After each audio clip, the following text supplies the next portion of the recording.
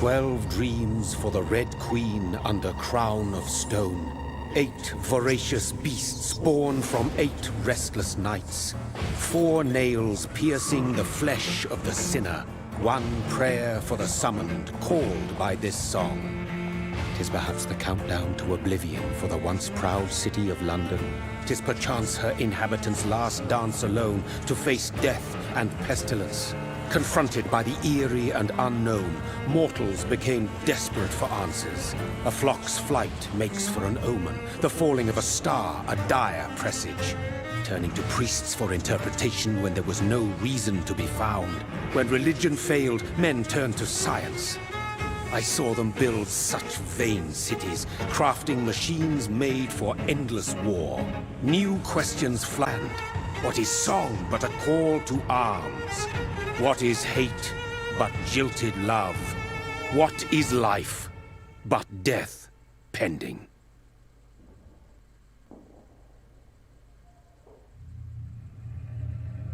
Death.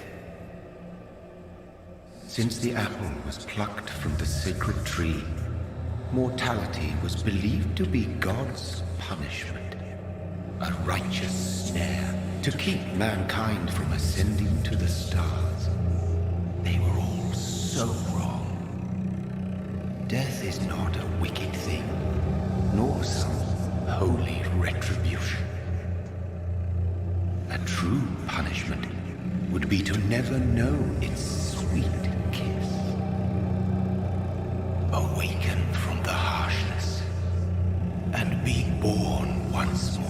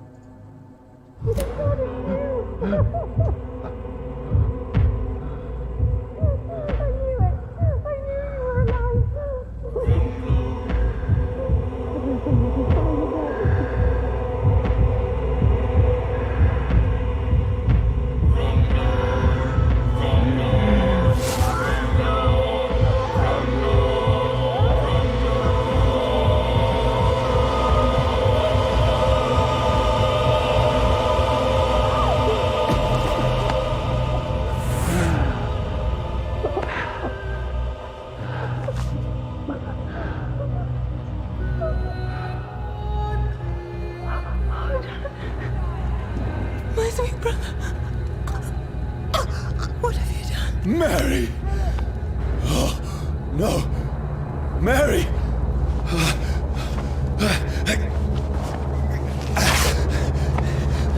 Hold on! Please, hold on! Oh, God. Oh, no. Mary.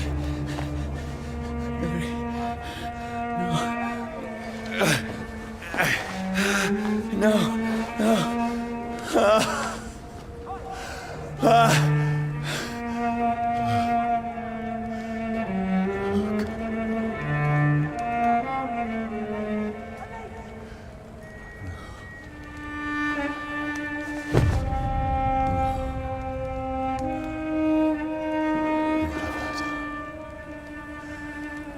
This horror.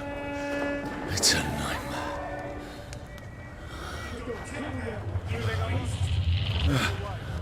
No! Please, a moment, let me explain!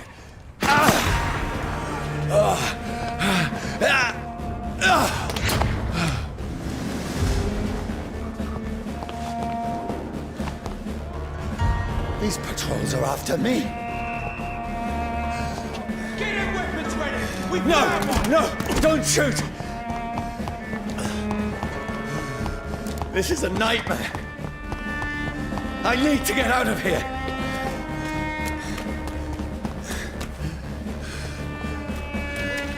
This can't be happening. There's one of those vermin. No, please, stop! I mean you no harm. Get back in the tree! What's going on? Oh, Mary. What have I done? What's all this about? Has it fled? Shit, where'd it go? Now, I can defend myself. Bastards! Kill the thing! Over there! Fuck this! Who are you? Vermin! Sorry. But you left me no choice.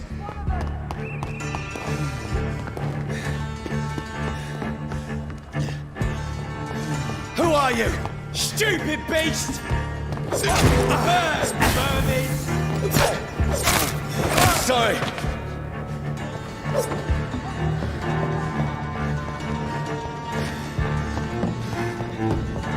Watch yourselves! There's one No, of them! please, stop!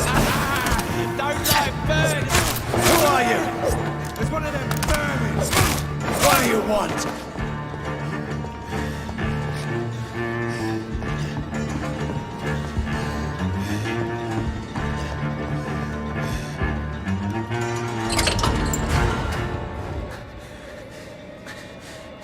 I mean you no harm. I need help. Die, you fucking leech! Please, listen to me. I can't make any sense of this. Shut up, beast! Who are you? What is this all about? What in guts? I'll do the rest of the job. Just leave me.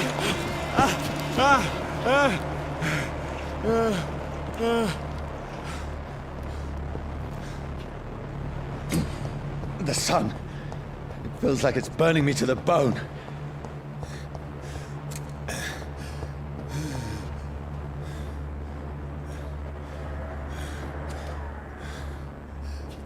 I need to find somewhere to hide. Let me go!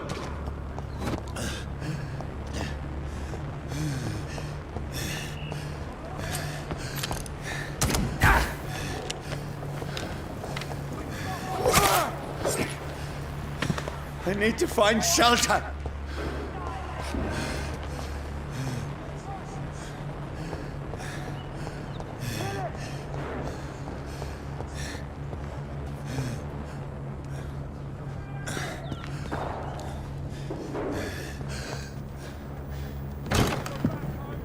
Is anybody there? What is this place?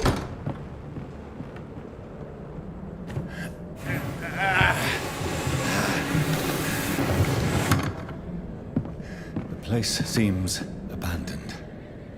I should be safe enough here.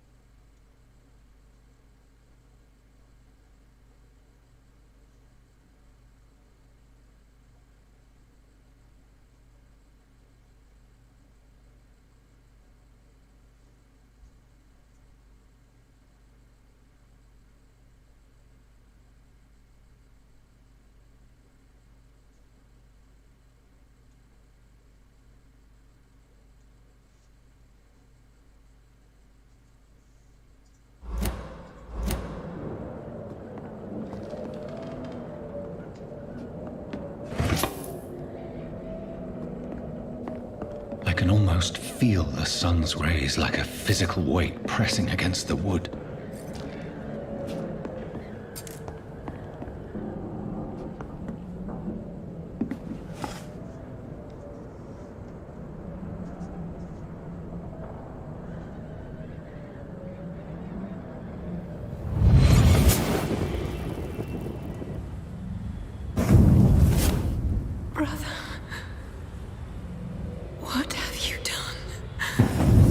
Mary!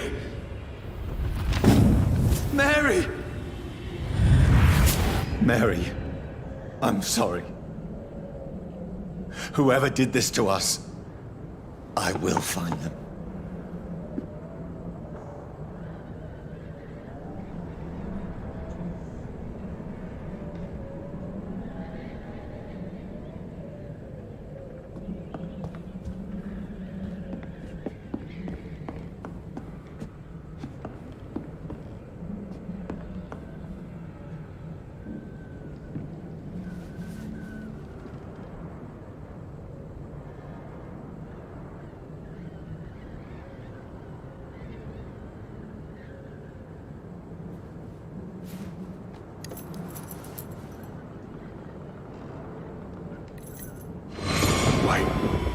This one's dressed up fancy.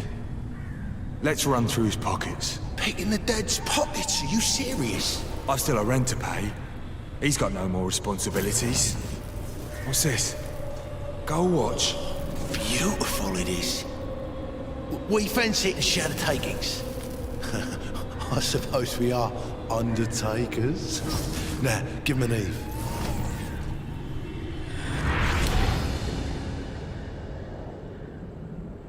That's impossible.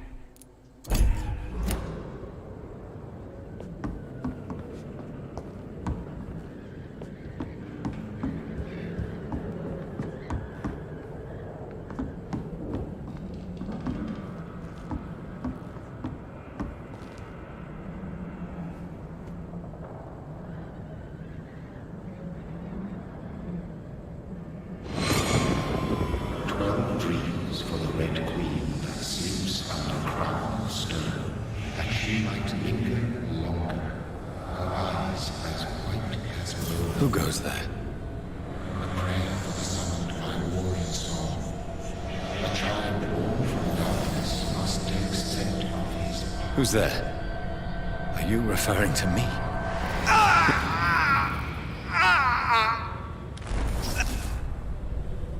No! No! I still have so much to accomplish.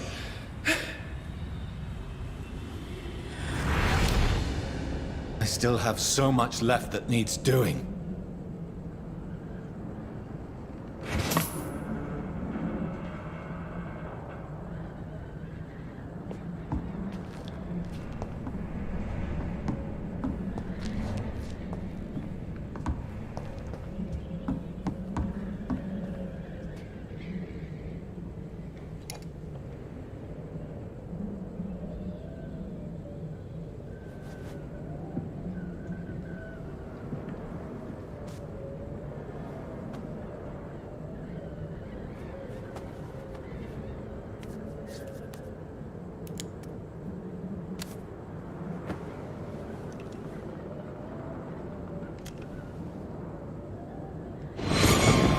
Johnny, this one's lost. We need to leave. And now! No!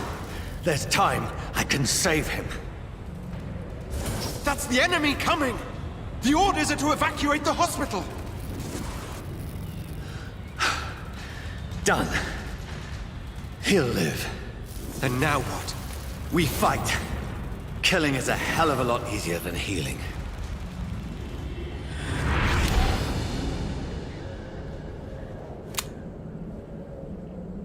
No, it never got easy.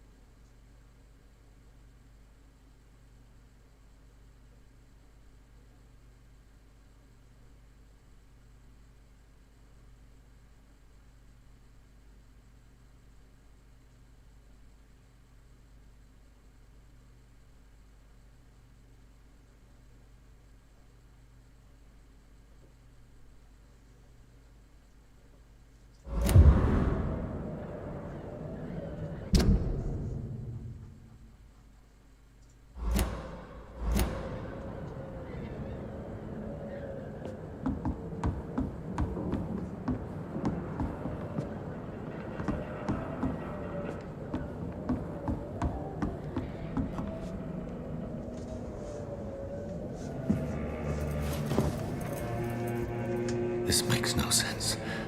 None of it. No sense at all.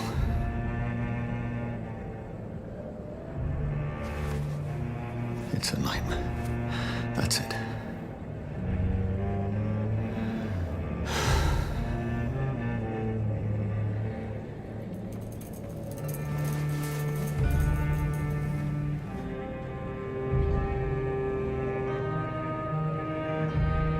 So be it.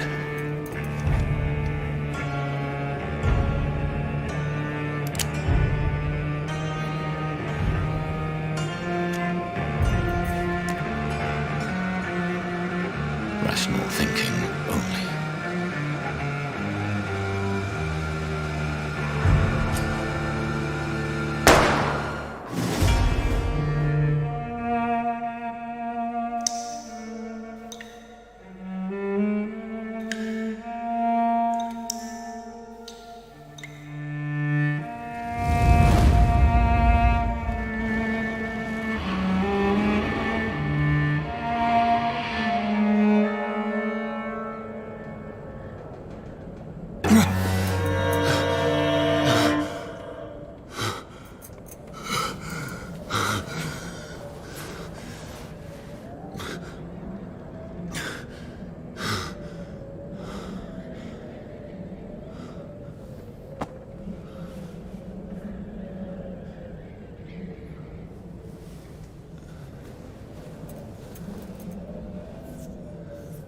This is absolute madness.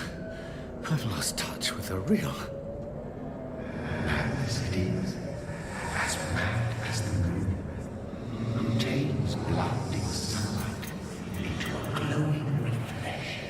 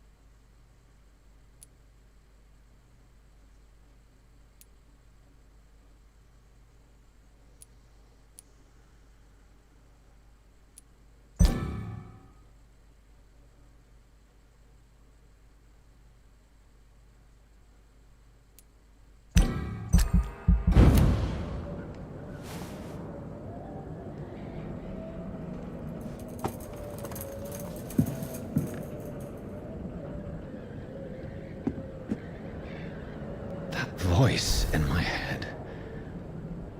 If I'm not mad, then it must belong to the one who made me what I am. I must find him to understand.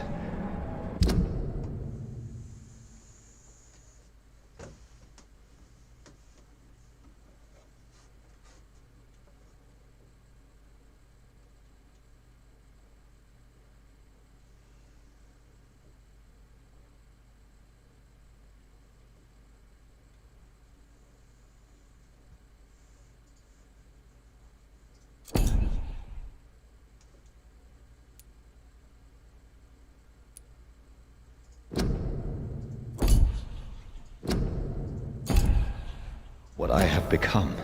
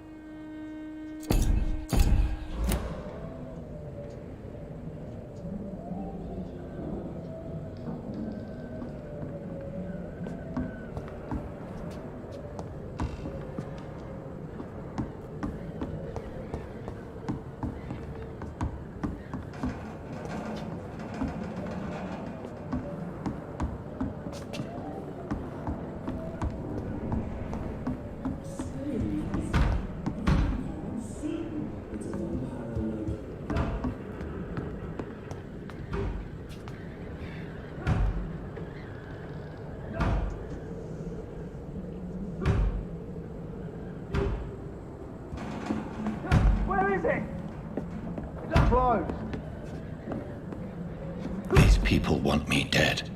I need to leave now.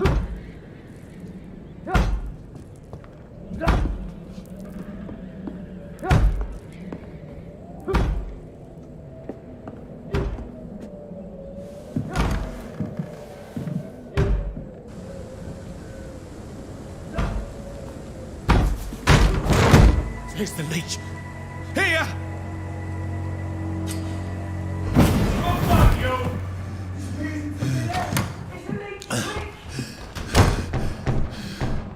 My head's spinning.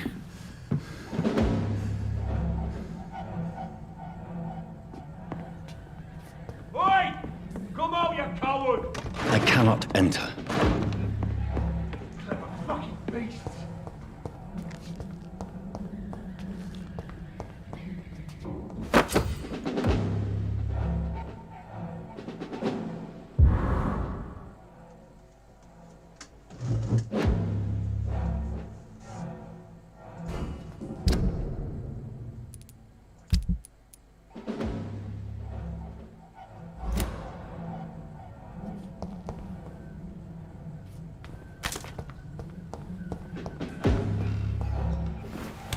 I'm still in Southwark.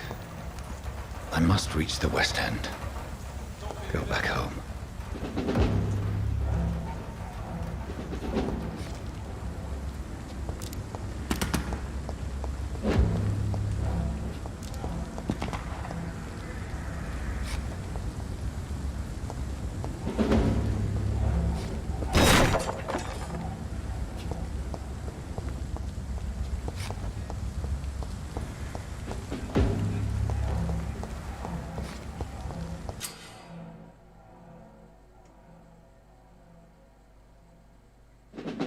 Die, vermin!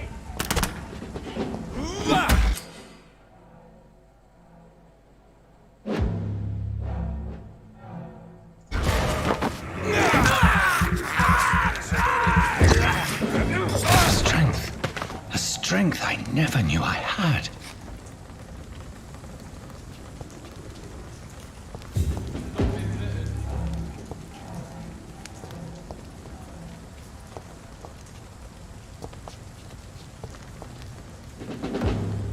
Leech spotted! This shouldn't be possible. Die, I vermin! know every fiber of my being is afire.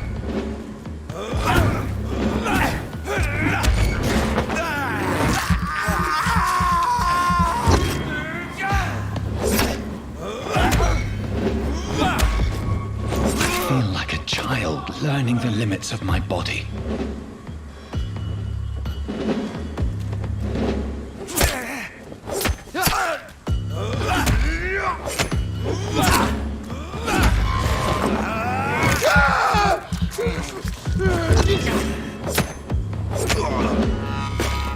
My strength, my reflexes.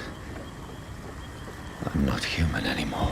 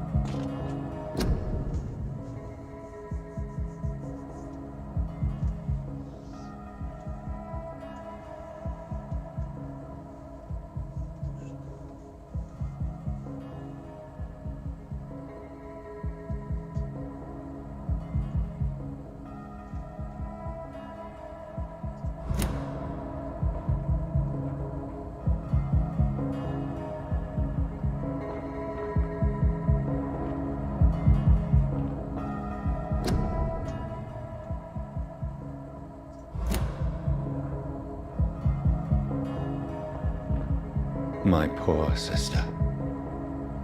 If only I had controlled my need for blood. Mary, someone will pay for what happened to you. For what happened to us.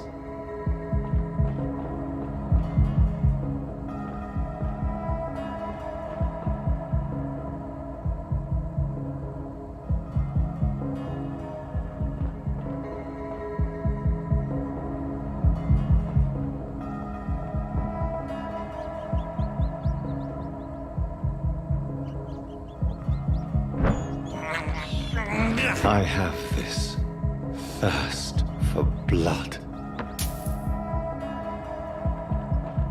It's locked, all right.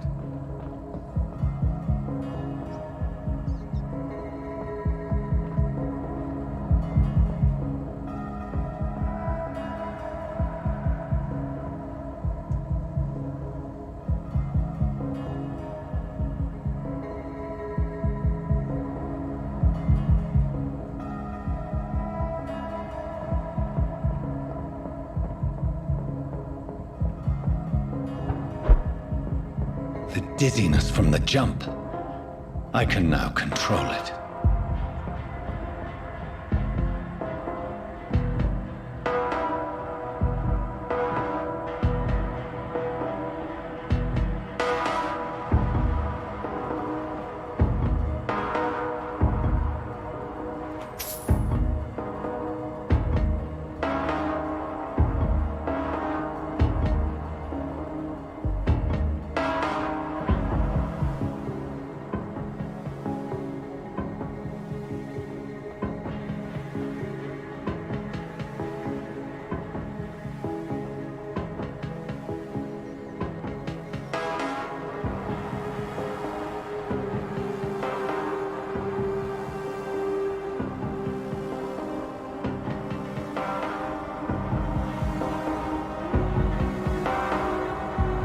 What will London have to say to me?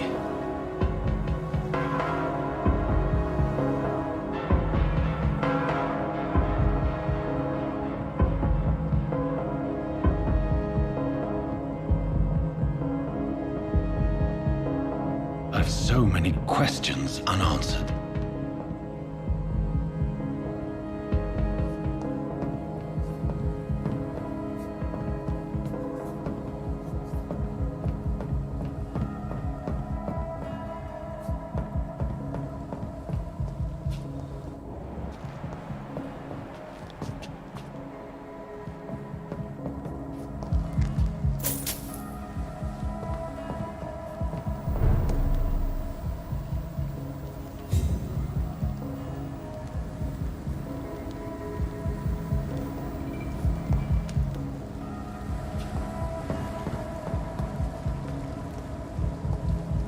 Another corpse.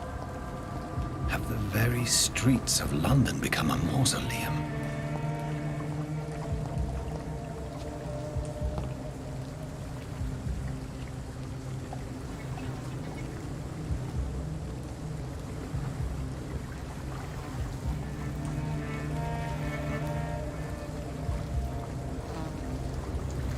The man has been drained of all blood. But I can still smell the scent of it. I follow the scent's trail. Perhaps it will lead me to my assailant. Fresh blood. The smell is so strong.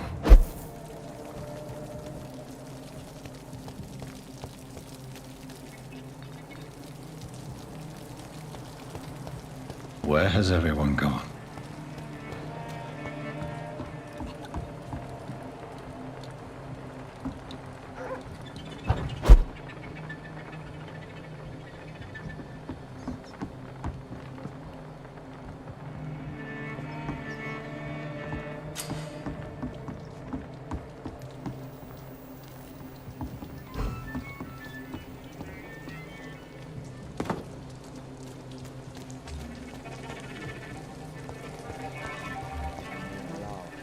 At last, a little life.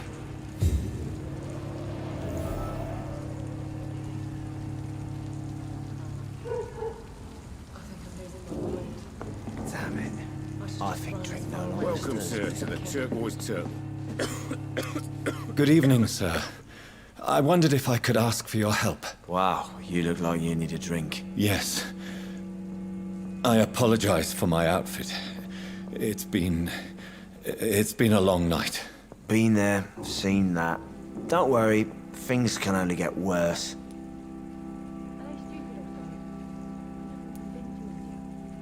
Has anybody entered the bar recently? Can't say. Sorry.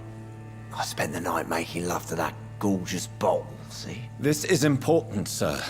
Are you sure no one has come in here in the last few hours? I don't know and I don't care. This is a free country. People still have the right to come and go, don't they?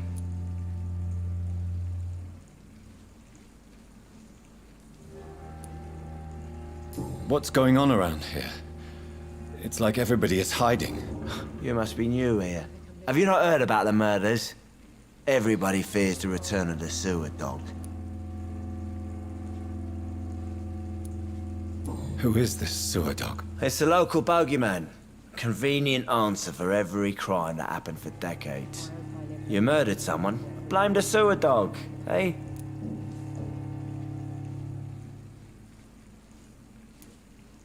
You make it sound like it's a fairy tale.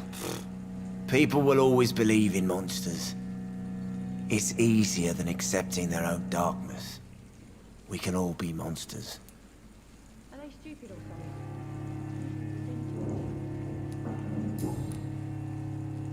I'll leave you to your bottle then.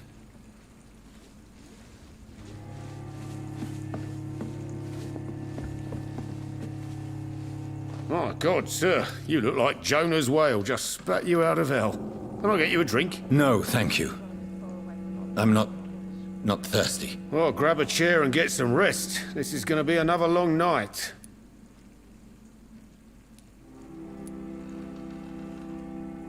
Where am I? Where is this place? You're at my bar, sir, the Turquoise Turtle. The last ray of light in this dangerous part of town. Aren't you scared? Scared of what? All the bad shit happens out on the foggy streets. And I never go outside. Are they stupid or something? So you're open all night? Yep. Figured people might need a place to rest in these dark times. Why is it going to be a long night? You must be new around here. Don't you know about the murders? Tell me more about these murders. Every morning for the last few weeks, bodies have been found. And those poor sods didn't die of flu. Do the police have any leads on a suspect? Even before the outbreak, coppers never came round here. We're on our own. People die in these parts all the time, and no one cares.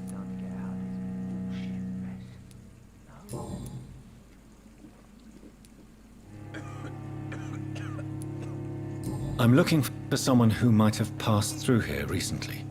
Wondered if you might help. It's been quiet tonight. The only other person I've seen went straight up to his room. Thought it was kind of rude, actually. You mean he's still here? Well, yeah. He paid for the entire week.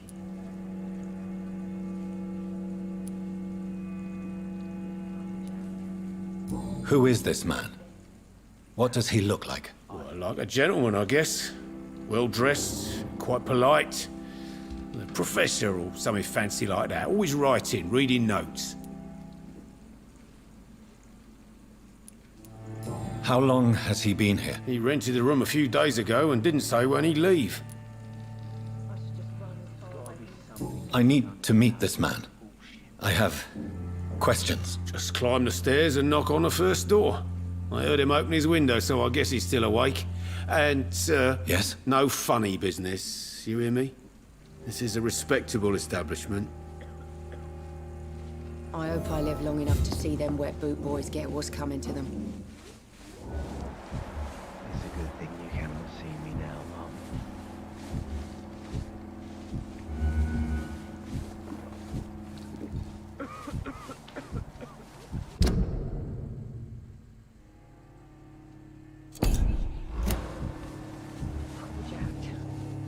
didn't deserve this. Hello, sir. Not long ago. Are you all right? Is there any way I can help you? I don't know. Maybe you could just talk to me. Maybe you prefer to speak with Tom, then. He's more agreeable talking to strangers.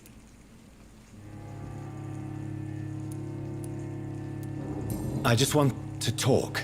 I didn't mean to scare you. I'm not afraid, sir. It's just I've other customers to take care of. I only see one customer. Oh. Well, yeah, of course. I mean, I best check on them. What's going on around here? Where is everyone? Too many dead, sir. First the epidemic, and now all these terrible murders. The murders. What can you say about them? Bodies found in the streets every morning. Drained of blood. It's just horrible. Some say the sewer dog is back. The sewer dog? What's that? No one knows. People have always disappeared around these parts. The ancients say it's the sewer dog coming out to feed. But now he's killing in the streets. What have you heard about the epidemic? There's a Spanish flu. Yeah. Killed so many last summer. Thought we'd seen the last of it. Dozens dying every week. Are the authorities doing anything? Nothing. There are so many quarantine zones in London now. It's gotten really hard to travel across town. What is this place? This is Tom's bar, the Turquoise Turtle. I'm the barmaid here, Sabrina, if you want to know. Are you always open this late at night? No, it's only since the epidemic started. Tom thought that people may need a safe place to stay. You don't seem to have much business. Where is everybody? Well, most people are sleeping right now. And those that are awake tend to avoid going out. What with the murders and all.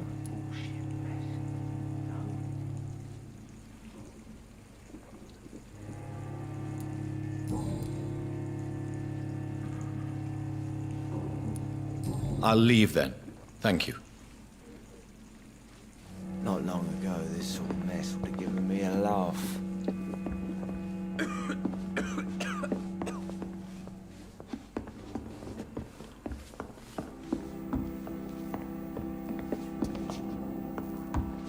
To see them wet boot boys get what's coming to them.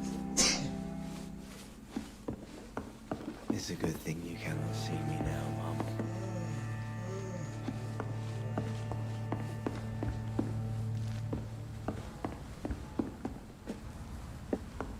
I think I'm losing my mind. Not long ago, this sort of I mess should just would have run as given me far a away from laugh. this place as I can.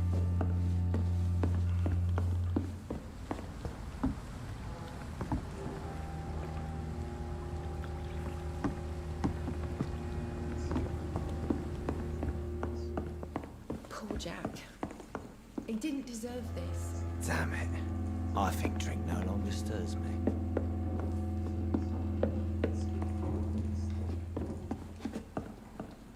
This is no place for you. Prewen has several patrols roaming the area, They do not pursue me. but they're looking for vampires, and they're most efficient. They'll not relent until the killer has been identified. I have a common objective, but I require... I think someone is eavesdropping. Are you certain? You might as well come in, whoever you are. Slowly, vampire! Who are you? I mean you no harm. Saith the vampire. Present yourself! I need a word.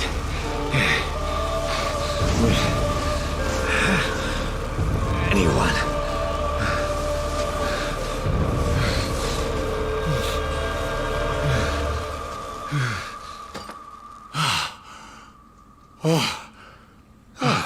Well, that's something I can do for you.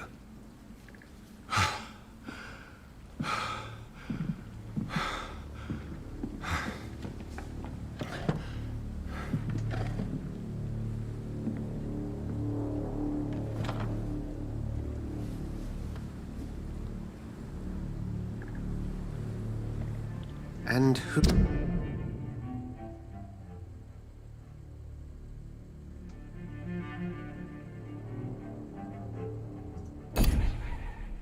Who might you be?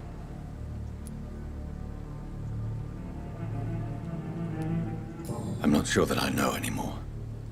Might I at least learn the reason of your presence? That's none of your concern. Sir, you have entered my room in the middle of the night, pale as a corpse and shaking like a tree. So please, indulge me. Someone is molesting people. In fact, killing them. Biting them. The calling card of a vampire. Like you.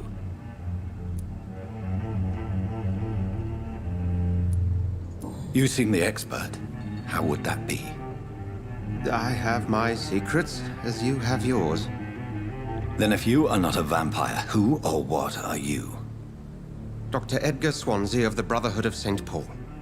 I'm performing an independent investigation here in an attempt to understand precisely what is going on.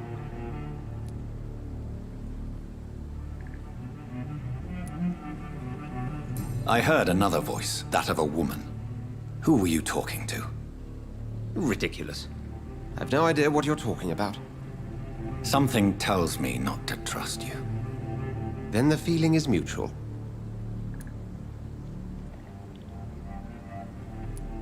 And what exactly is this Brotherhood?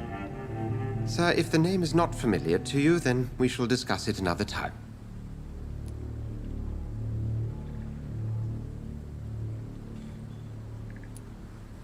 What have you uncovered concerning the murders? It started a few nights ago. Rumors of violent murders. The docs have always been, shall we say, somewhat unsavory. But this is different. How different? A vampire is at work here. Famished. Reckless. It must be brought to ground, and quickly.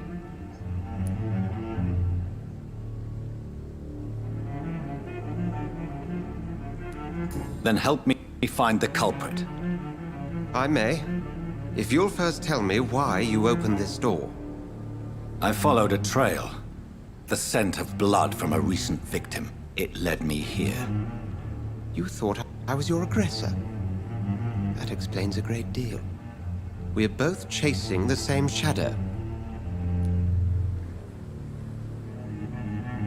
A shadow, indeed. Yet I heard his voice in my head. There was a moment I believed I was mad. You should let me handle this affair. You've no idea what you're up against. No. I will find the monster. He is mine. How will you do any better than I? But then let me ask you this. What are your intentions if you find the killer?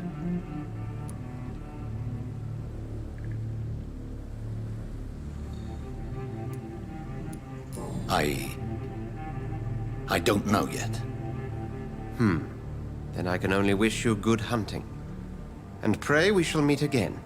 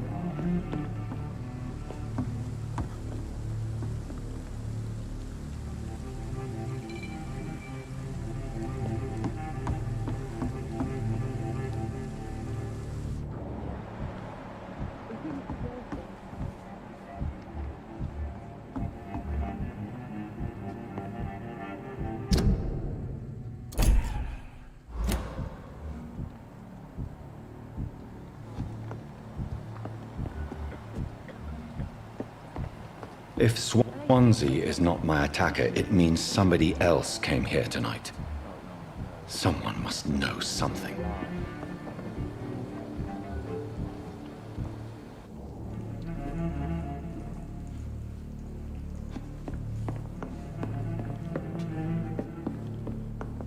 Are they stupid or something? I've never even been to India.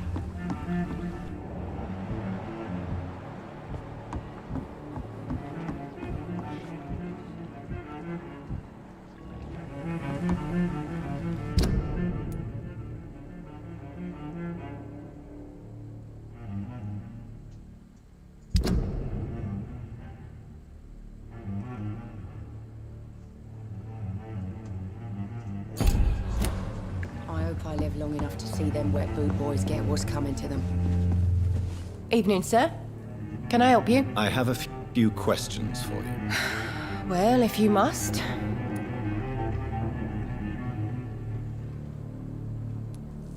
I spoke to Dr. Swansea. He's not the man I'm looking for. Now, I want the truth. The truth? What do you mean? I suspect that someone else was here tonight, and I don't think Tom wants to tell me about it. I'm just the barmaid here, okay? If Tom says you're the only visitor we had, then you're the only visitor we had. I can feel your fear, madam. Please, tell me what's going on. It's Will. Why are you so afraid? I mean, his skin. His hands. I scrubbed every glass and every chair that he touched. God, I hope it's not contagious. What happened tonight? He was dead drunk, as usual. But my God, his eyes. His face. He must have caught something awful. He shouted and cried. It was terrible. Tell me about this William Bishop. Will was a sailor who worked at the cannon factory before he lost that job. A nice bloke, really. He's never been violent. Until tonight. Why keep it a secret? Why not tell me about it? Tom's nothing if not loyal. After Will lost his job, he offered him one ear. They used to be good mates. But recently, well, Will started to get very aggressive. I see. Thank you for your candor. I'll be sure to talk to Tom.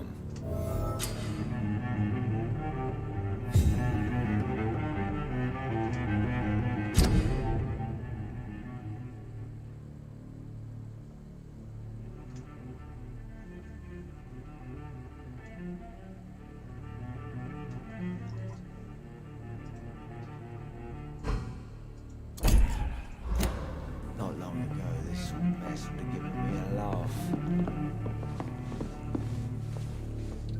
Welcome back. Did you find what you were after? I can't say I have. Are you sure no one else came into your bar before I arrived? Hey, I told you, you were the only other stranger I've had.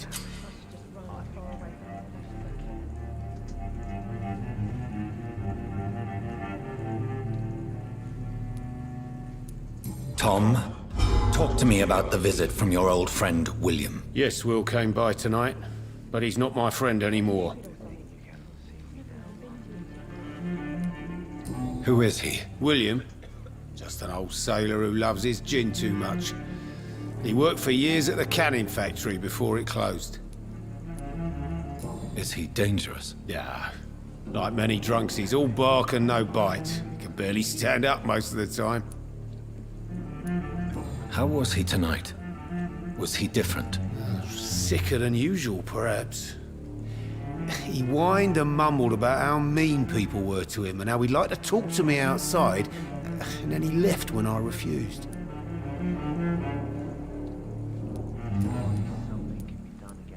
Why lie to me if he is not your friend? I didn't lie. I said you were my only unannounced customer, and that's the truth.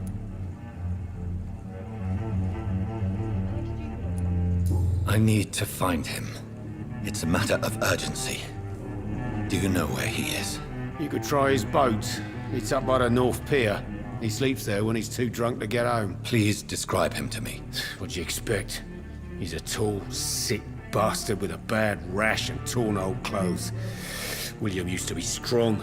Now he's a mess. Thank you, Tom. If you see him, tell him I don't want him back here unless he cleans up his act, okay? Don't get out of this bullshit mess. No?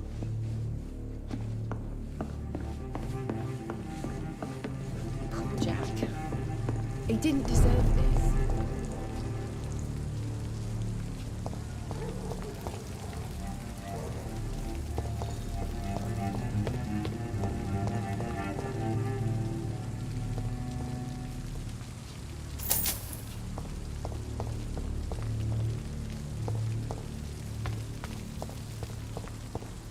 I will get to the bottom of this intrigue. What's been done to me? Are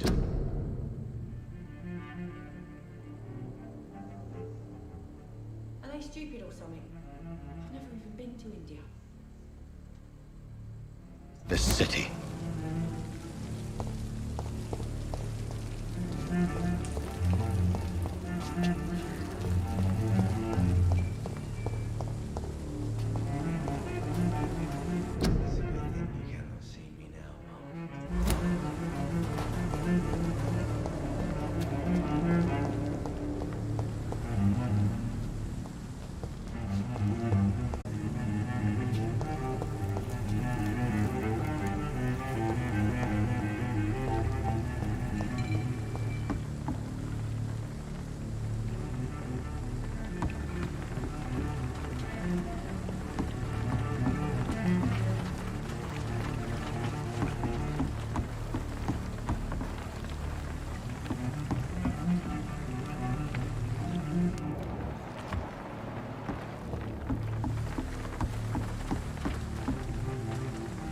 The body is still warm. This man has just been drained of blood.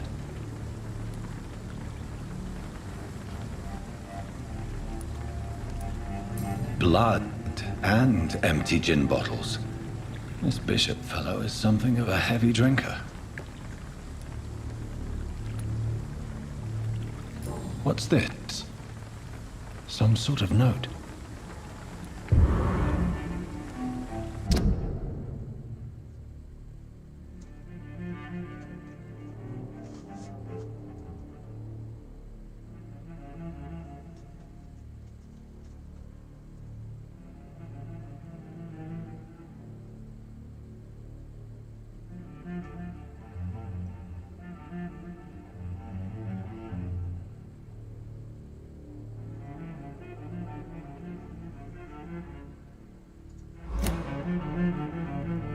These men, they're a company of professional vampire hunters.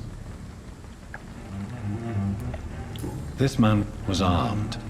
He tried to defend himself.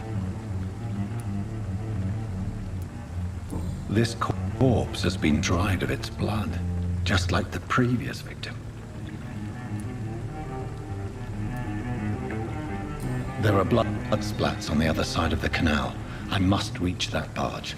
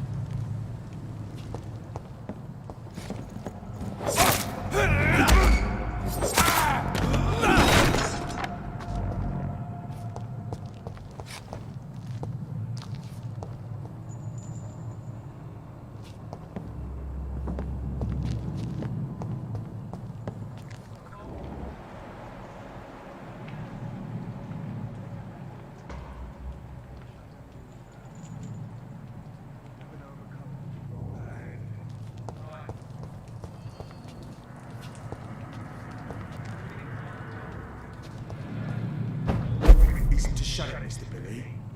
If the man says bloodsuckers dug in here, you've got one job.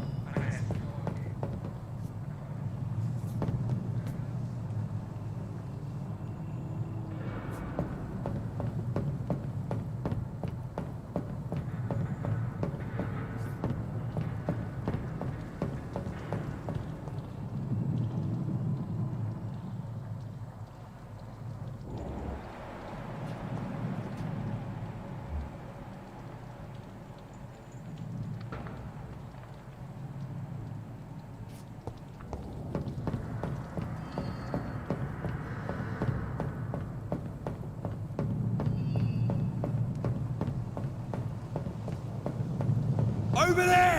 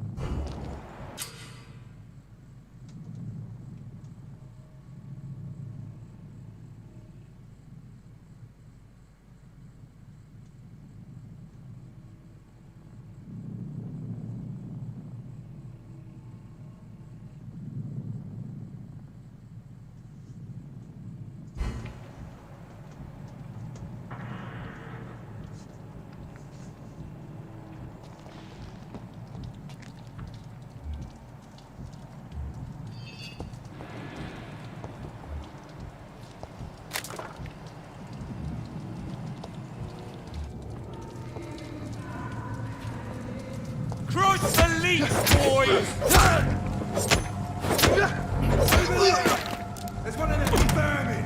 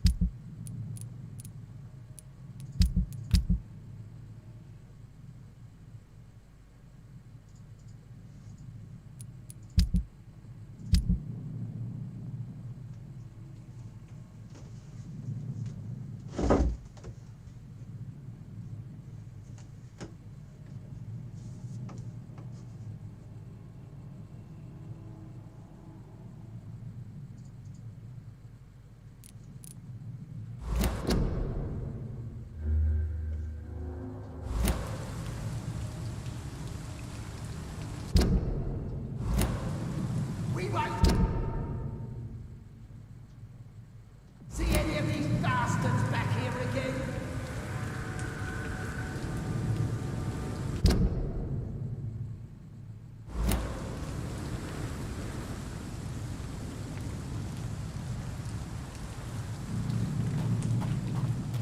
That's this nest of them cleaned out. It ain't human!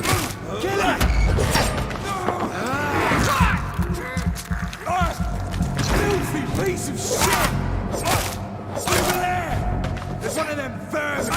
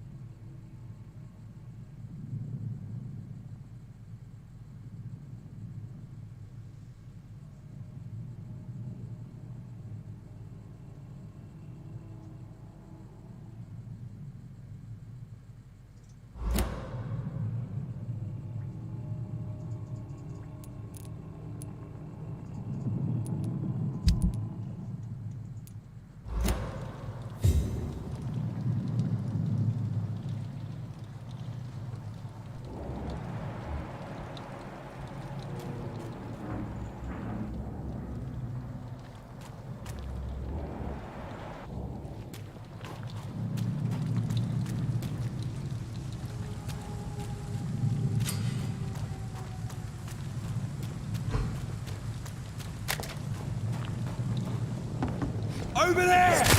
There's one... Oh!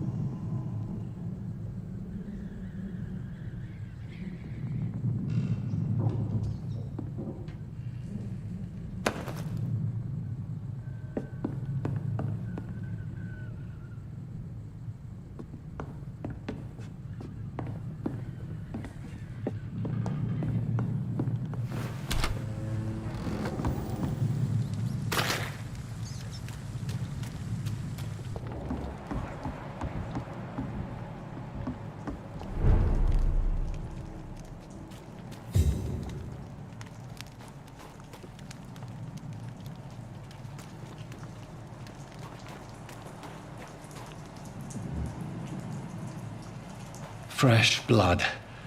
The whole building reeks of it. The scent is so strong it makes me dizzy.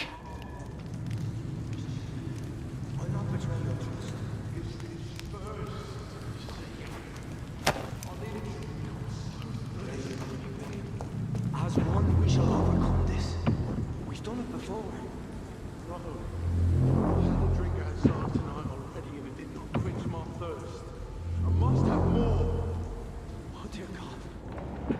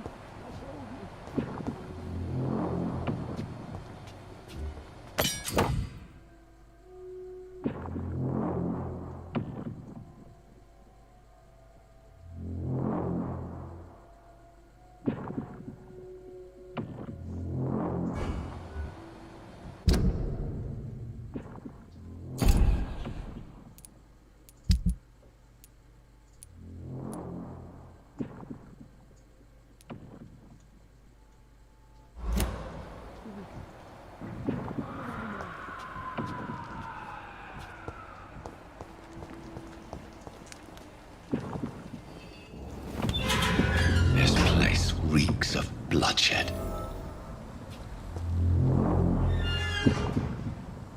I can never harm you, Mr. Hampton. You're my only friend. I know your heart, William.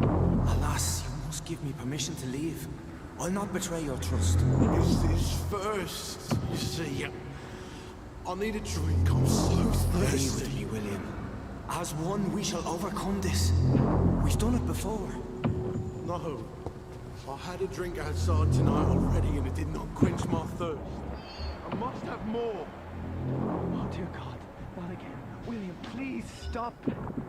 Just a sip, I promise. You are my dearest friend. You're my last and dearest friend. William, my arm. I can't feel This it. creature is bedeviled. I must put it down.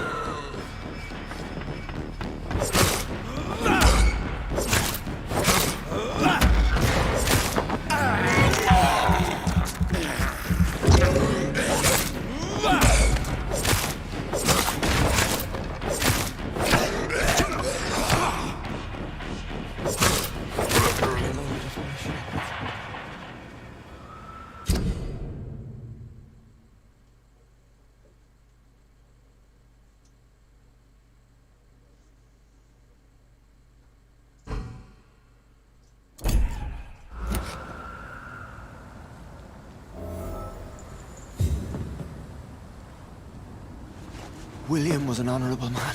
I could have saved him. Mr. Hampton, are you in there? I knew him well, another lost soul, a kindred Sir, spirit. listen to the sound of my voice. I'm a doctor. You're suffering from shock. I must return to my flock. They'll stray without me.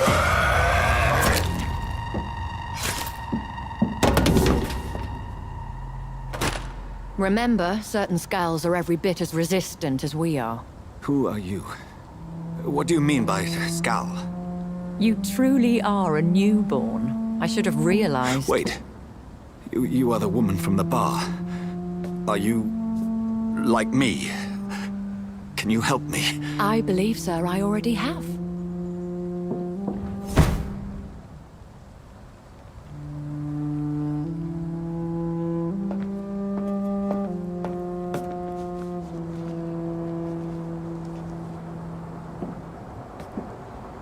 By George and the Saints, you've solved the mystery of these terrible murders. Patience, good fellows, I've come to offer help. Just give me a moment to secure my boat. We can leave this awful place.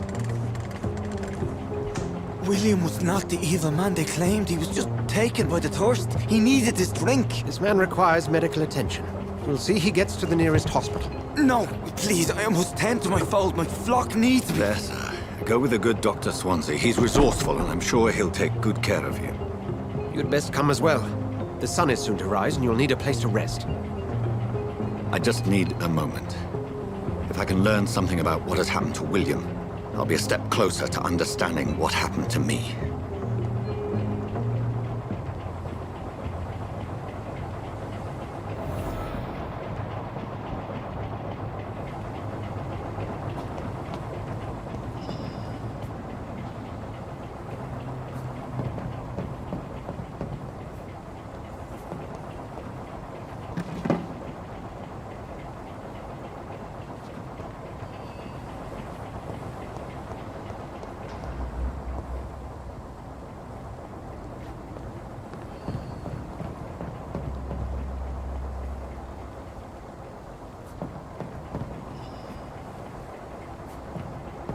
This poor creature can't be my maker.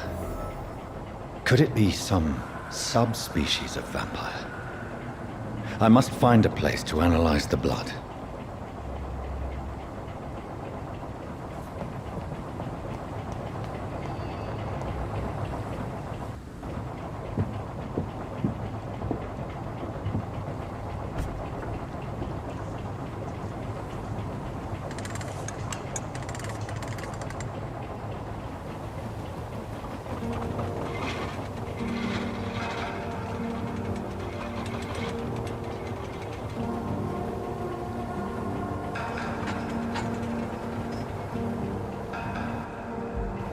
Where are we headed?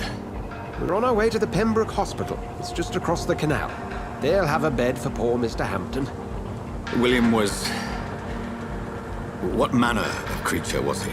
Predator, prey, villain, and victim. Who can say? The important thing is that he's been stopped. Duly noted. And the woman? What... who is she? What woman? Oh, don't play me for a fool. You used me to locate that skull. You must know who she is. And I thought you a gentleman. You shouldn't talk about a lady behind her back, but I will tell you she values her privacy. Were London as peaceful as she appears from the middle of the canal? If only that were the reality of the situation. To be honest, I've always tried to avoid this part of town. Pembroke Hospital is the last bastion between the rest of London and the epidemic. The flu has decimated the East End and the war still rages. Welcome to the front lines of a plague. This is where you work, Dr. Swansea? I am the administrator of Pembroke Hospital. I thought you were here in service of your mysterious order, the Brotherhood of... Of St. Paul's Stole, yes. But first and foremost, I'm a man of science. A physician, like yourself, Dr. Reed. How do you know who I am? No need for modesty. You are Dr. Jonathan Reed. A surgeon of some caliber and renown, if I'm not mistaken. You are correct, sir. I knew it! I had my suspicions. But when you took the blood sample from the corpse of poor William, I was certain. Dr. Reed. Marvelous. Have we met? I attended 3 of your seminars before the war. I have the utmost admiration for your research. And what a turn of fate. England's most esteemed blood specialist returns to London a vampire. That word, again, from a so-called man of science. I understand. Traditionally, the role of science is to refute myth, but when myth walks among us, the Brotherhood of St. Paul has dedicated its purpose to their study. There's so much for you to learn. Of that, you are right. Well, then let me be blunt. Join my staff at Pembroke Hospital. As a physician. I suspect you'll not find a better post of employment to contemplate your predicament. This is sudden. I was returning home to see my sickly mother. But alas, that was before contracting this... affliction. Dr. Reed. Take a moment to consider. The post would be for the night shift, providing a good explanation for your absence during daylight hours. You'll be adequately reimbursed, and have a place to hide. I even had the forethought to bring some clean clothes. So, what do you say? It seems I have little choice, but yours is a generous offer, so I thank you. Brilliant! Oh, Jonathan, this is one for the book, and the beginning of a beautiful friendship.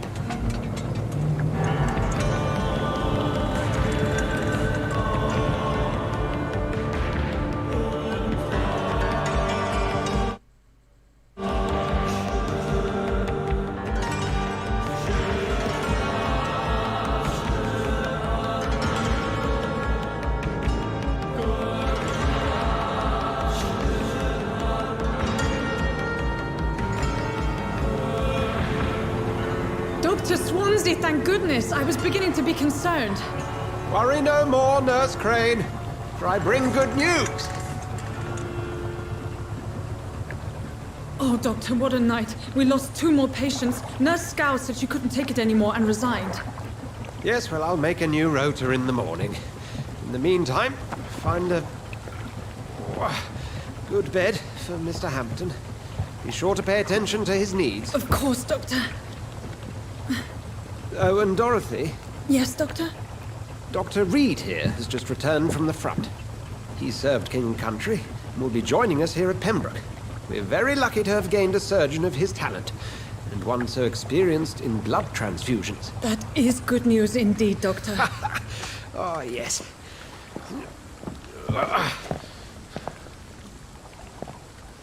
Here at Pembroke, it's not what we have, but what we haven't. It's only thanks to Nurse Crane and the staff that our ship doesn't sink. If you have any questions, just ask her. Duly noted. Thank you. Your assistance is required, Dr. Swansea, immediately. Welcome aboard, Jonathan. We'll catch up after my rounds. Coming, Nurse Crane. I'm coming.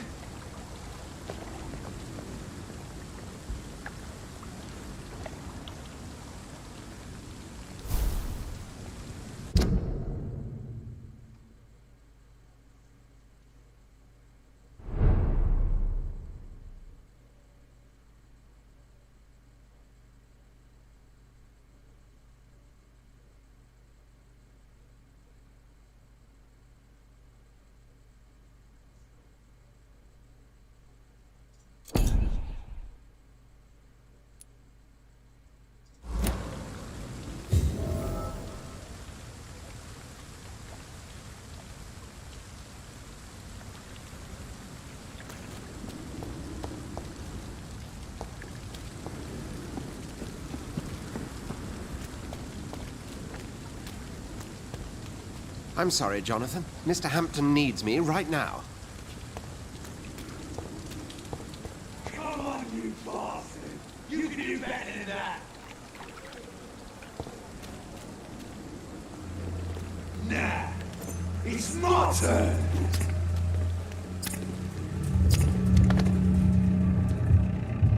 Rotten or crusty, each heart contains the seeds of life. Drink at this river, try it all.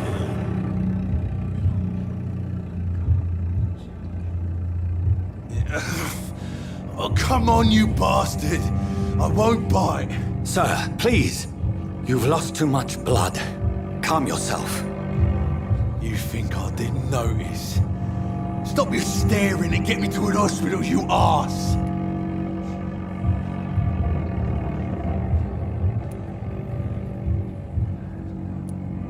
Insulting a good Samaritan. Not exactly the way to get rescued. All right, sorry. I am in pain here. My guts are spilling out onto the street and you're yabbering on. Yes. That's a very nasty wound you've got there. Take my word, I am a doctor. Dr. Jonathan Reed. Name's Clay Cox. I'd appreciate you helping me to a better place, Doc. Follow me, Mr. Cox. Let me assist you to that better place.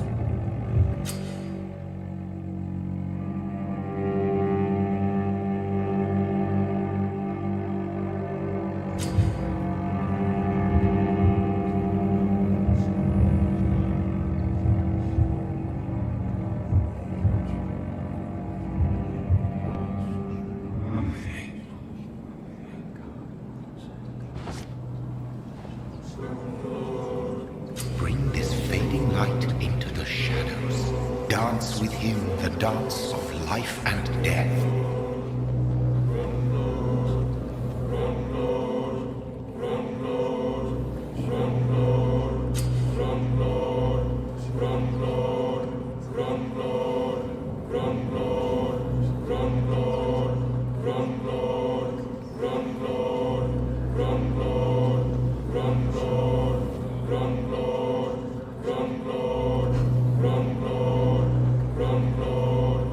No more. Not tonight. Not like this. I will not take another life.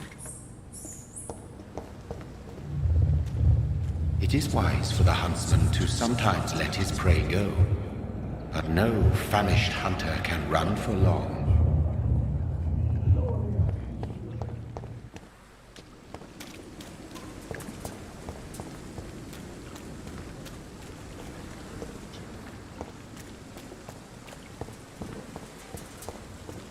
It's locked.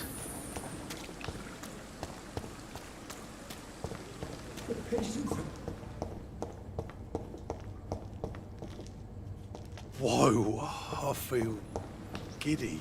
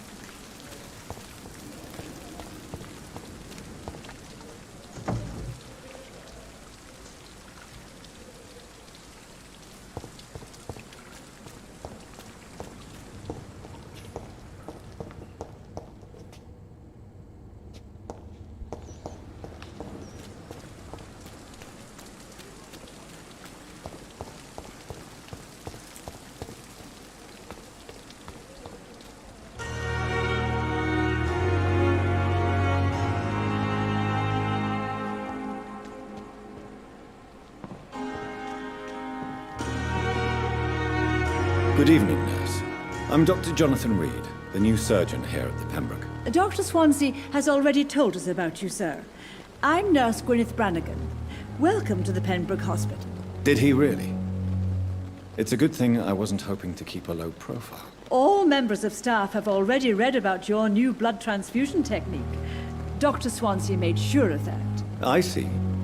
Well, I'm a little surprised, but I suppose I'll just have to deal with this unexpected notoriety.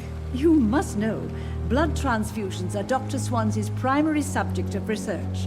He is convinced it is the future.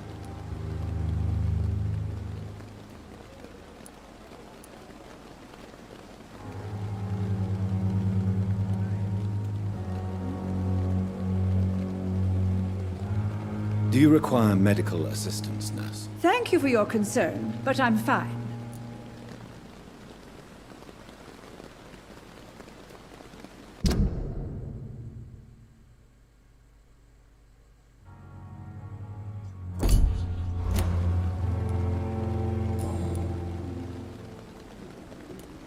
How are things here? Not good, to say the least.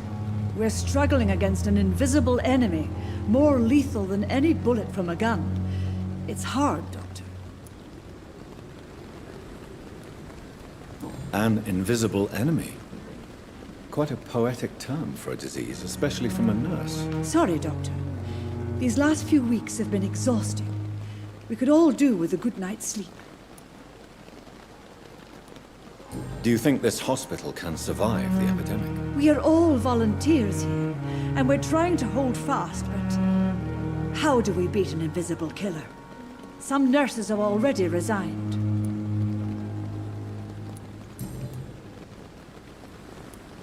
I'm not familiar with all the staff yet. Perhaps you could help me. Brilliant professionals, most of them. Dr. Swansea has a gift for recruiting talent. Most of them? Is there a problem I should know about, nurse? It would be inappropriate for me to speak ill of a colleague. Is there anyone that stands out? Well, I have never met someone as dedicated as Dr. Tippett's. He should be a standard for us all here. If only he were younger. Why should his age be a problem? I guess it's fair to say he's always pushing himself to the limits. He just doesn't know when to stop and get some rest.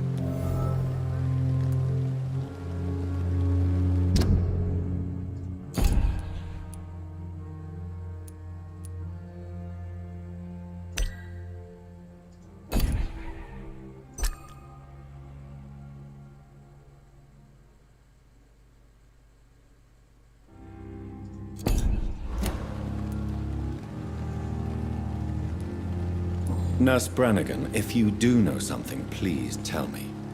Anything you say will be held in confidence. No. I may disagree with some conduct, but in the end, everybody is doing their best.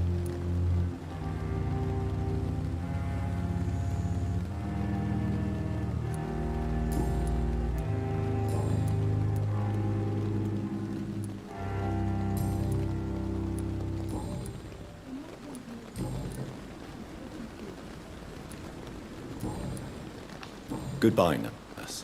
Call me if you need assistance.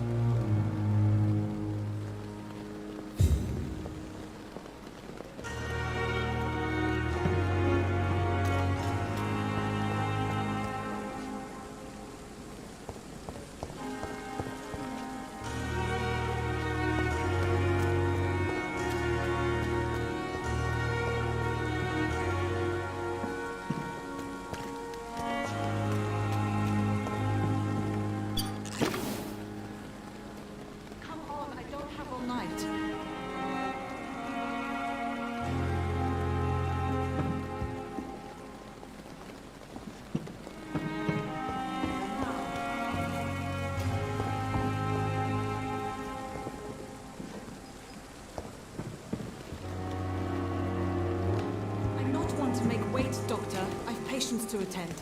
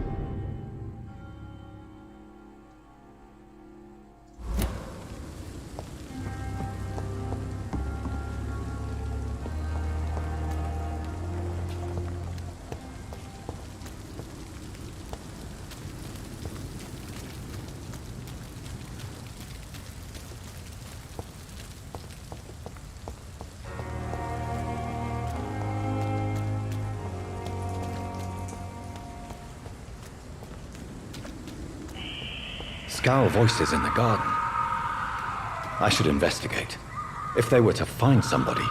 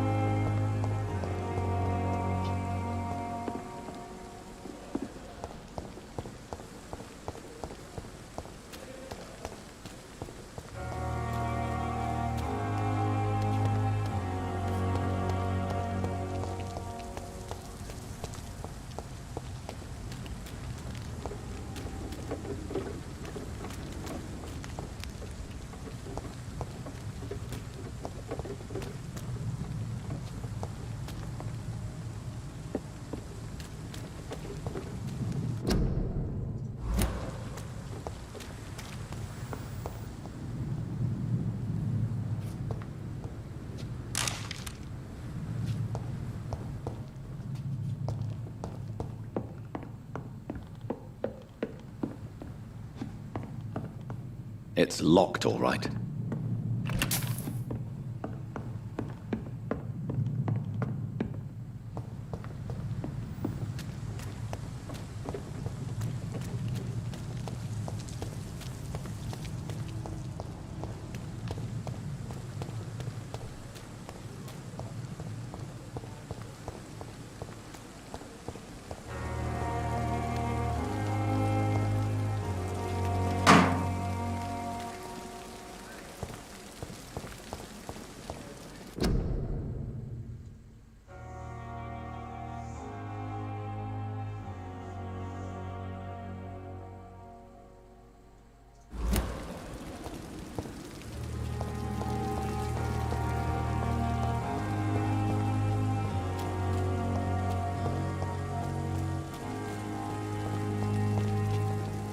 Doctor, where have you been?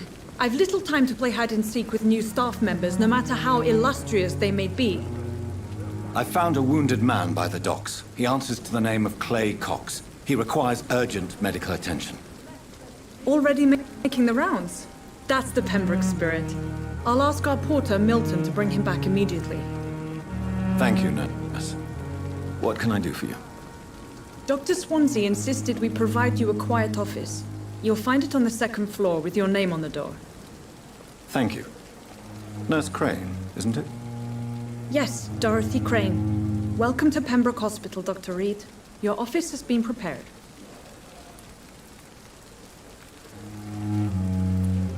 I would like to ask a few questions first.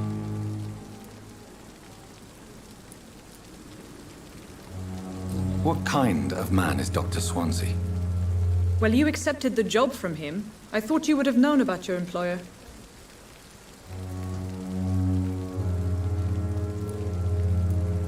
It's right to assume Dr. Swansea knows far more about me than I do about him. You'll get to know him soon enough, and better than me. The administrator has better things to do than mix with us.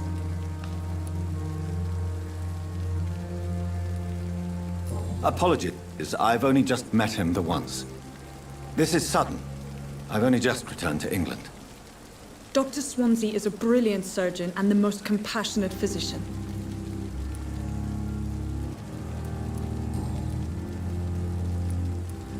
And Mr. Hampton, the patient we brought in, how does he fare? I gave him a sedative to help him sleep. Poor thing was in quite a state of shock. If you could point me in the direction of my room again, nurse. Second floor of the hospital, left after the stairs. It's the last vacant office at the end of the corridor.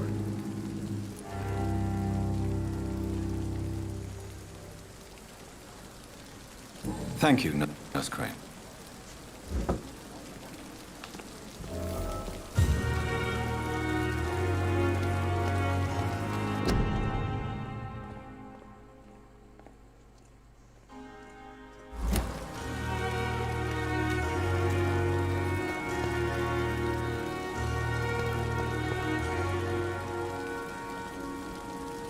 Good evening, sir. So it is true. The famous Dr. Reed has joined us. I can't think of any better news during these terrible times. Do we know each other? Actually, yes. We met once before, at the Rockefeller University in New York. Dr. Tippett, yes, I remember. I was assisting Professor Core in his research about coronary bypasses. He had nothing but praise for you. He was also very confident about your future. And look at you now. Eminent surgeon and blood transfusion specialist.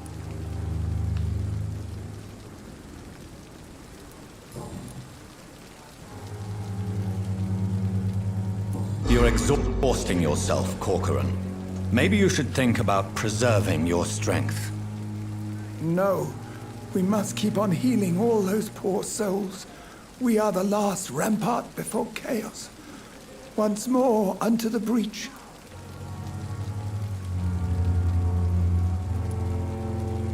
You've nothing to prove, Dr. Tippett, to anybody. And we all praise your experience. Please, have some rest. I am perfectly fine, and I am not too old for this job.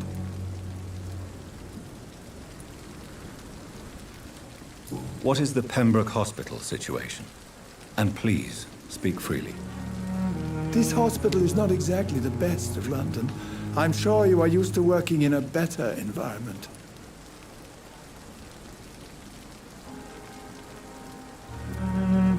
It's more than enough. In any case, the personnel of a hospital are much more important to me than the building.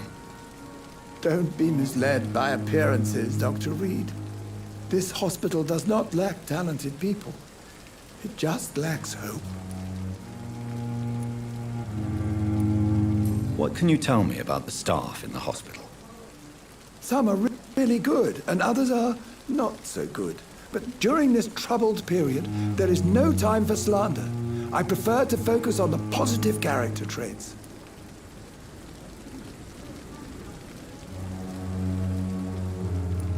Tell me more about cherished people, then. Nurse Brannigan is a pearl. She is the most helpful and dedicated nurse I've ever worked with. A clever and cheerful woman. You really seem to admire her skills. I'll go even further. If she was a man, she would be a damn fine practitioner. Any opinion about the management?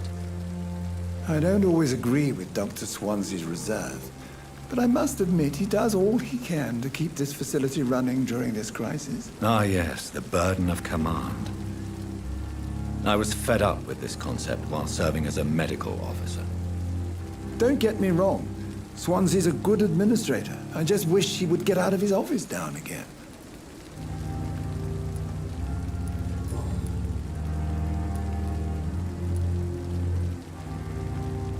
What is the This hospital... It's more than... Don't be...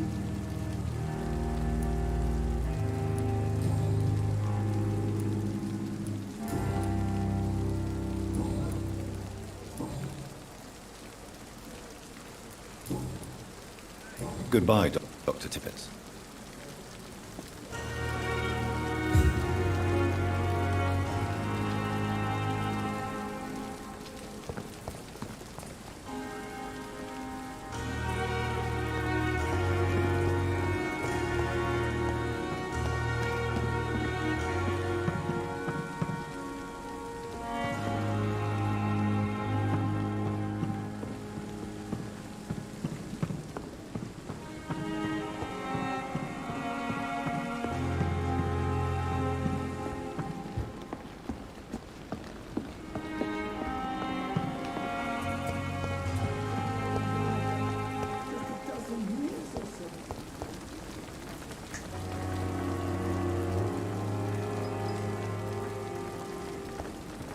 Pembroke is still standing after this epidemic. There's good reason to be proud.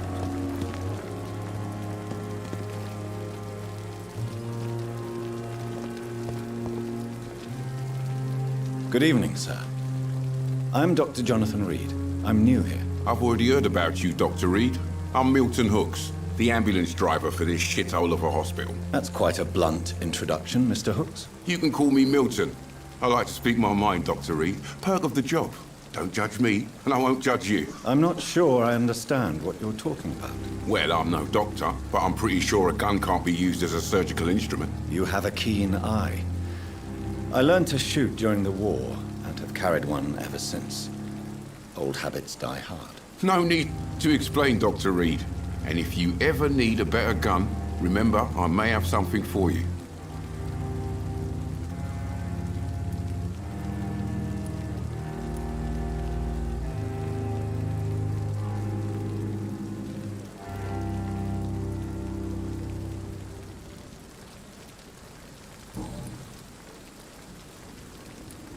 Are you really smuggling weapons through the hospital? And why not? I've already been attacked by patients, you know. And by gang members willing to steal my money. But you're not defending yourself. You're selling guns to civilians. You keep people alive your own way, Doctor. I offer them another way to protect their health. How is the situation around here? You want to hear the situation is all right? It's fucking awful. We lack everything. And it's getting worse every day.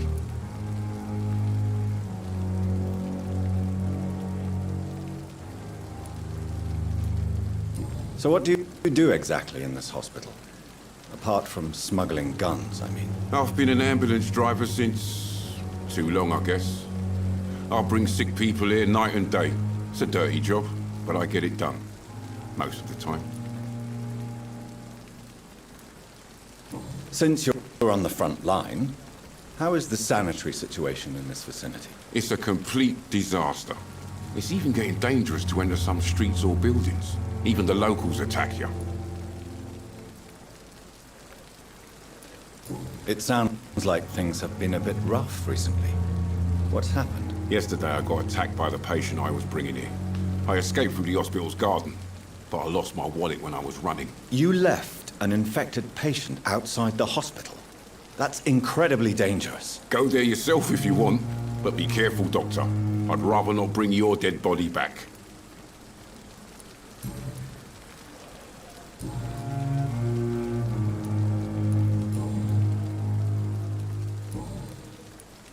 I have some good news, Milton. What? The epidemic's over? I retrieved your wallet, with all the money and a certain picture. Well, yeah, Pippa Hawkins is my girl. So what? Is it the difference of skin color that bothers you? Not at all, Milton. Good.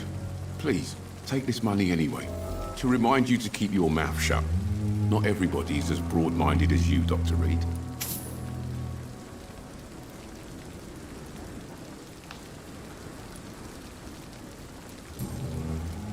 Come together in difficult circumstances. It can be very damaging. Maybe you're right.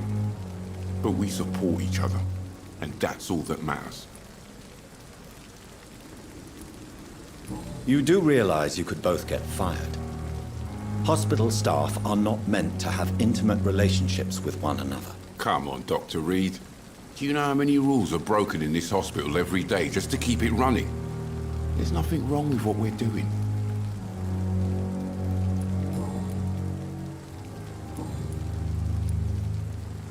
I'd like to see your goods. Wise choice, Dr. Reed.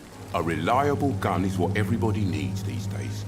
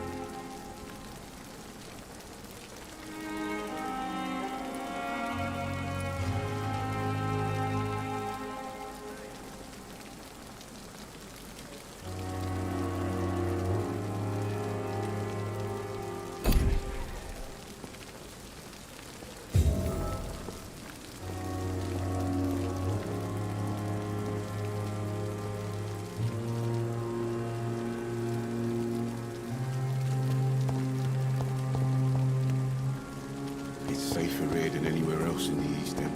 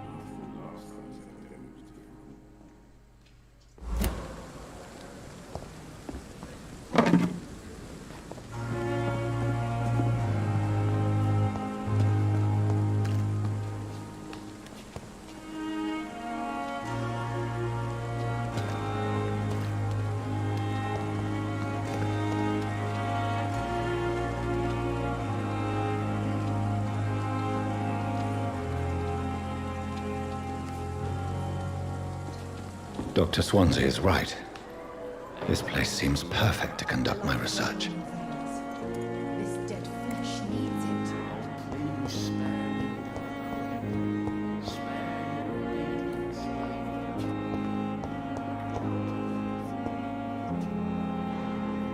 Good evening, sir.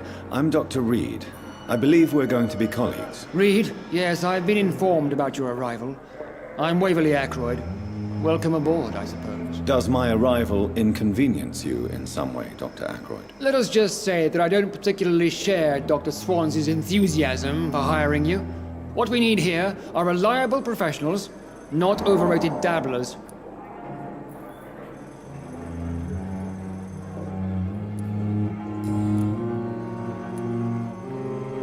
If you have a problem with me, Dr. Ackroyd, please feel free to tell me. Dr. Swansea has imposed your presence on this hospital without asking anyone's advice. The benefit of his position. But I don't agree with it. I know we've never met before, but I believe this hospital could use all the help it can get. You will agree with that, I'm sure. Oh, but I have heard about you, Dr. Reed. Of course, you can't say the same about me, since I have not wasted my time courting the press.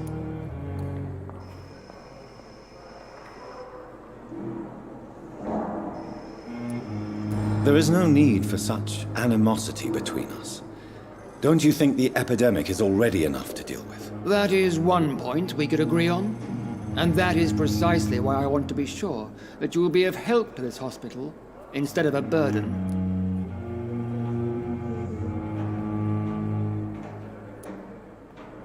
Since your tenure in this hospital is longer than mine, perhaps you can tell me more about this place. Let's just say I'm tired of the carelessness around me. I have always respected the skills of Dr. Swansea, but over time his enthusiasm has become displaced. Carelessness? Exactly what are you talking about? We're here to save lives. The people who trust us are not volunteering for experimentation. They're here to be healed. I don't intend to run any radical experiments, Doctor. Even if I, as any good practitioner should, express an interest in pushing the boundaries of medical research. Modern medical methods were created through audacity and ego. But there are rules in our line of work, and they're here to protect our patients.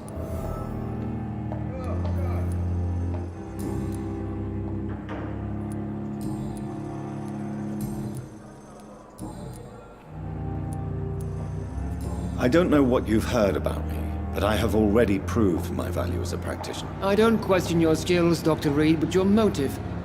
Is it money, fame, or are you truly dedicated? And what exactly is that supposed to mean? I served in the war just like you. But unlike you, I did not use the wounded to play the modern sorcerer. Be careful what you insinuate, Dr. Ackroyd. I only want you to admit you used those men to improve your theories.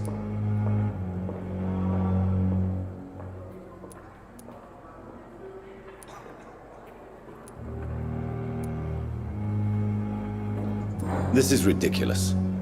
My blood transfusion technique saved many lives, and you know it. You see? That is exactly what I hate about people like you. You avoid this kind of accusation instead of facing reality. It seems you have bad memories of your military service. I refuse to see this industrial slaughter as scientific progress. War only reveals the worst in men. We can at least agree on something, Dr. Ackroyd.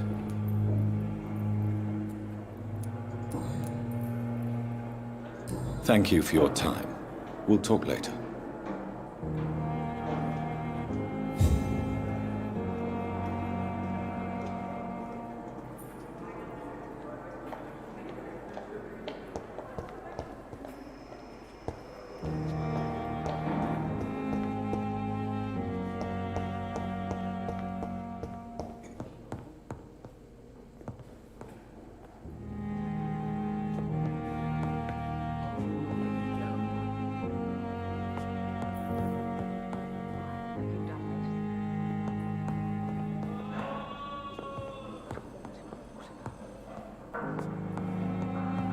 You always knew the words to calm the children, Ellen.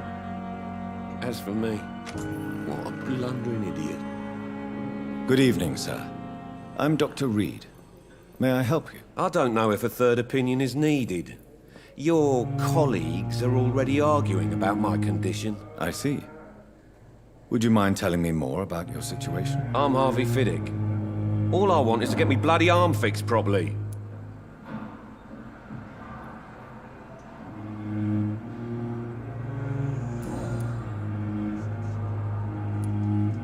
Are you satisfied with your treatment here? Well, it's clear that I've chosen a bad time to be injured. Forgive my bluntness, but you seem overwhelmed by cases of the flu. I won't lie to you about it. I'm afraid we are. Are you sure you don't want to operate yourself, Dr. Reed? I have the feeling you're very capable, and your colleagues seem to think so too. In other circumstances, you would be right.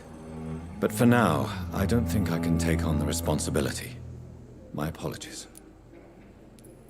Tell me about yourself, Mr. Fiddick. I'm just a regular guy waiting to get his arm fixed, so I can return to work and to my family. I was more curious about what you were doing before being hospitalized. I'm a carpenter, and a good one too.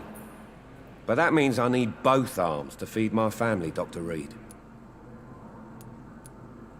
Tell me about the doctors who are arguing about your case. Strickland and Aykroyd. They both want the best for me, but there's a lot of pride there. Doctors are no different from carpenters, it seems. What do you mean? I often had professional arguments with rivals on a building site. Difference is I disagreed about wood and nails, not flesh and bones.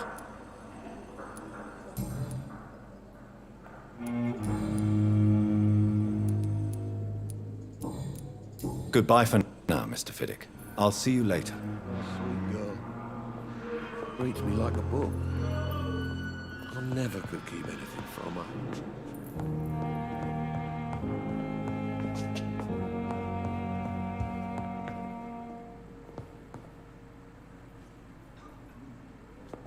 You always... As for me... Good evening, madam. I'm all right. Can I help you? It's my son who needs you, sir. I'm Dr. Jonathan Reed. How can I help your son? I'm Beatrice Goswick, mother of Mortimer Goswick. Could you check on him, please, Dr. Reed? I've heard much of your talents as a physician.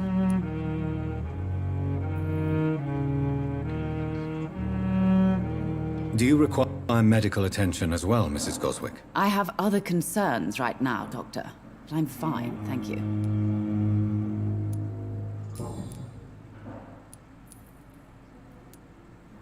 What do you think of your reception here? Any complaints? I have had the uttermost reservations about this hospital since we arrived. But we had no other choice, considering the state of emergency. Is there something in particular that's bothering you? Some of the staff were not especially welcoming. I suspect they're not accustomed to dealing with patients of such social standing.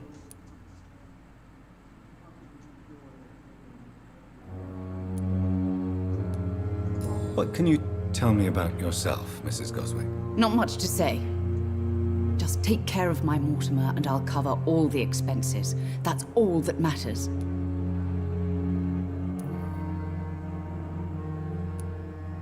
May I ask if you have an occupation, Mrs. Goswick? I'm a teacher by profession. I teach young women who are more ambitious about their futures than their families.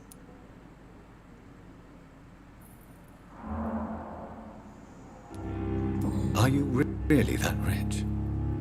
Most of the patients here are of a more humble origin, if I may say so. Yes, thanks to my husband. May he rest in peace. I can cover any needed medical expenses.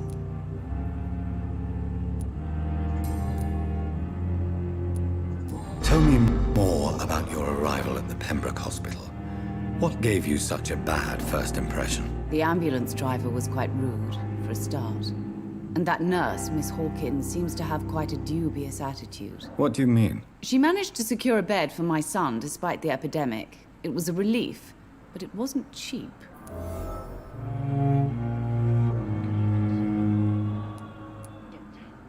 I share your concern, Mrs. Goswick. Be sure that I'll talk to the people involved. I don't expect compensation, Dr. Reed. But I'm aware such behavior would not be tolerated in other hospitals.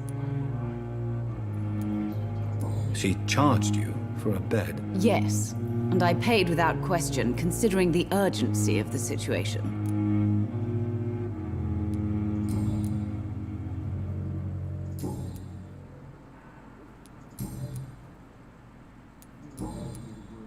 Goodbye, Mrs. Goswick. What a blundering death. And still more coming. Good evening. I'm Dr. Reed. Can I help at all? No. Really? Why are you here, then? I don't want to talk. My throat hurts too much. I suppose that this pain is the reason you're here. Is someone taking care of you? Yes. And no. Could you at least tell me your name, sir? Mortimer. Mortimer Goswick.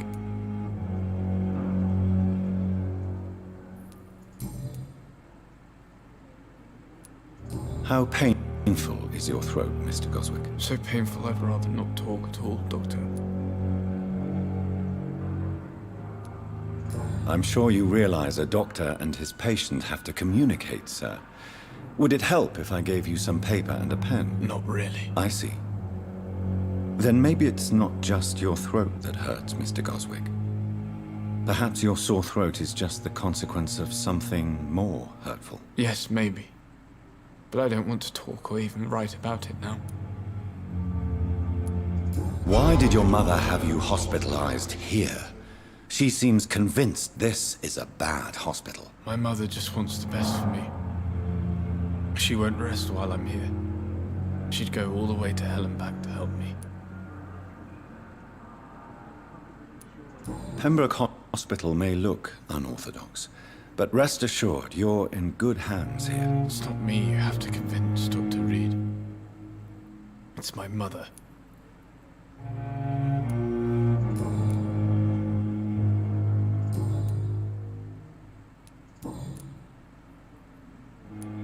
Tell me about yourself, Mr. Goswick. I don't want to talk, Doctor. Do you need any help? I'm afraid I may, sir. I don't mean to be a burden.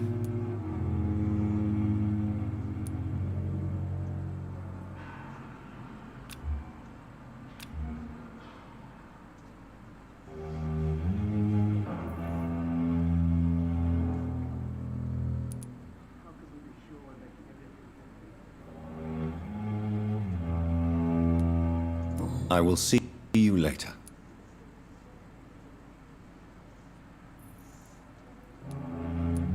I have to go now, sir.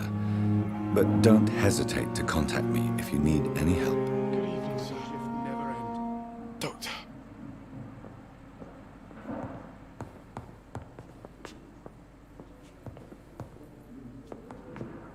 What can I do for you, Doctor?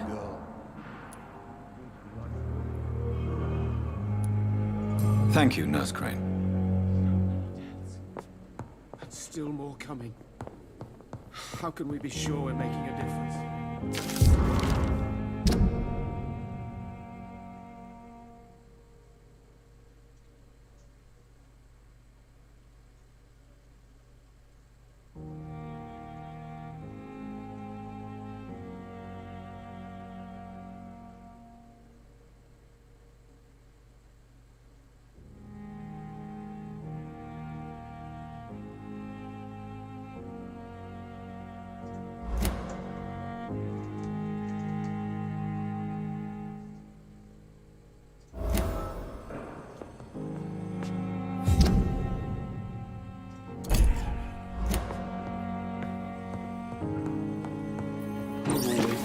To calm the children, Ellen. As for me, But in the what a blundering idiot.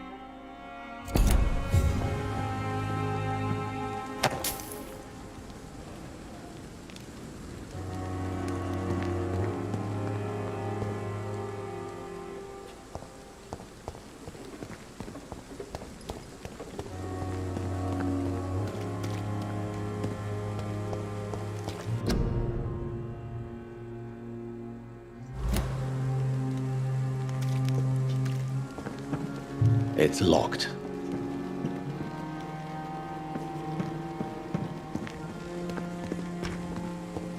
I'm sorry you ended up on my plain and cold medical bench, sir.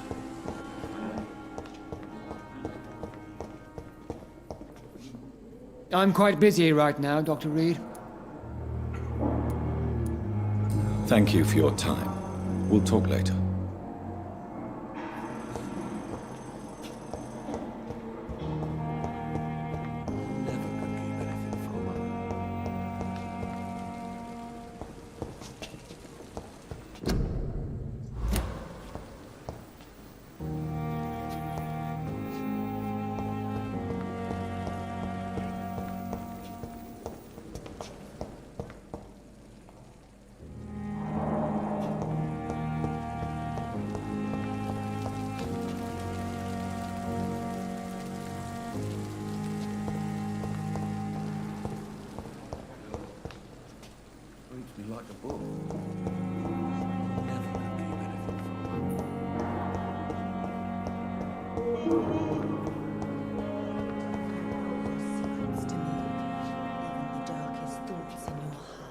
My blood and soul.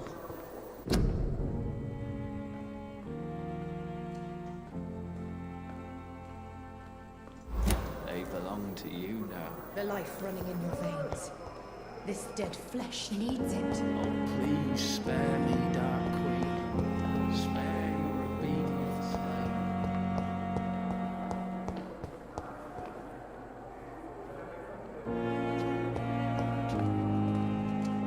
Good evening, miss. I'm Dr. Reed, the new surgeon at the Pembroke Hospital. And who are you? Your name has no meaning to me, mortal. You're nothing but dust blown by the winds of eternity. I beg your pardon? What are you begging for, mortal? My clemency? Well, tonight maybe I'm inclined to mercy. You'll never forget the night you met Thelma Howcroft. You keep calling me mortal. Why is that? And if I'm mortal, what are you? Well, Dr. Reed, if you must know, I'm a vampire.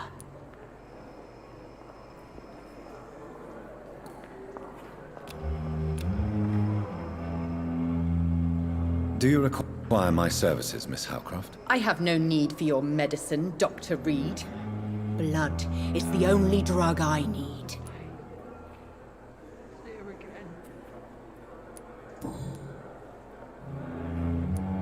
And why do you believe you're a vampire? I don't need to believe anything. It is what I am. It is what I feel within this hollow shell of flesh. Please, describe to me how you feel. What is it like to be a vampire? I can hear my body crumble from the inside as my flesh cracks and fades. I sense the last pulse of postulant blood within my drying veins. I need new blood.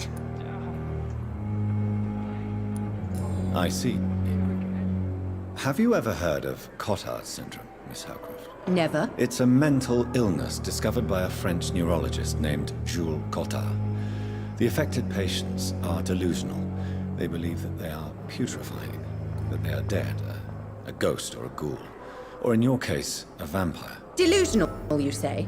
Oh, sad and petty mortal. You can't even begin to understand the concept of immortality. And you think it is I who am delusional.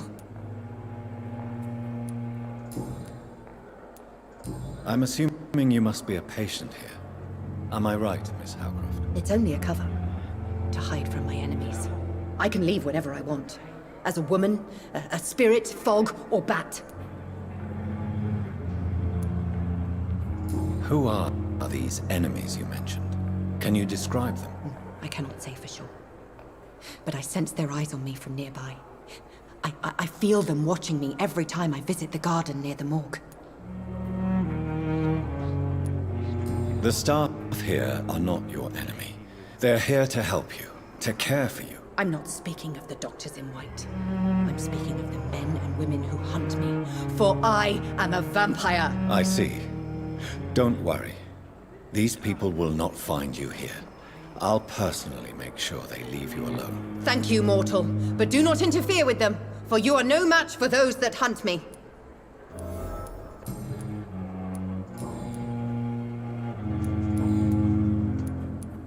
Who are you, really, Miss Howcroft?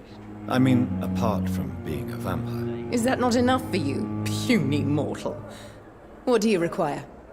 Proof of my powers? I'm curious to know who you were before becoming a vampire. It was such a long time ago, I don't remember. Centuries of unholy life can have strange effects on one's minds, you see?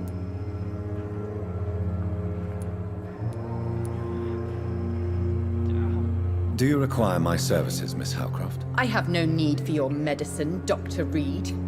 Blood is the only drug I need.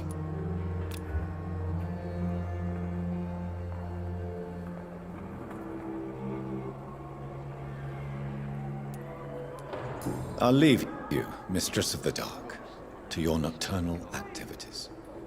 The daily routine.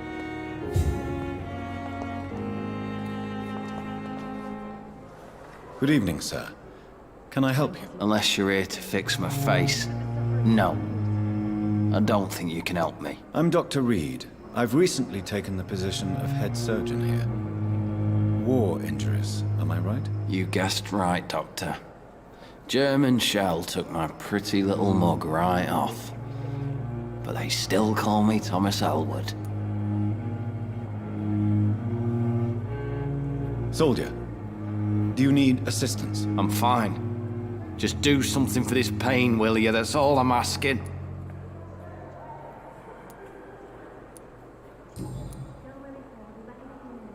How is your stay with us, Mr. Elwood? Oh, it's bliss. I just escaped death in the trenches to be surrounded again by the moans of the dying. Can I ask you precisely why you're a patient here? It's the pain, sir. The drugs don't work. It just hurts under the scars, if you get my drift. Can I do anything for your pain? Nurses gave me a bunch of pills. No effect. Told you.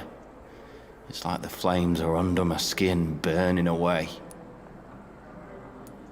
Who is treating you? Is someone in particular looking after your case? Nobody since the old and tired doctor spoke to me. Started to think I was forgotten about. Wouldn't blame you. You don't seem worried by that. My face hurts so much more when I smile or cry. I've learned it's easier not to speak. But be assured I'm smiling inside.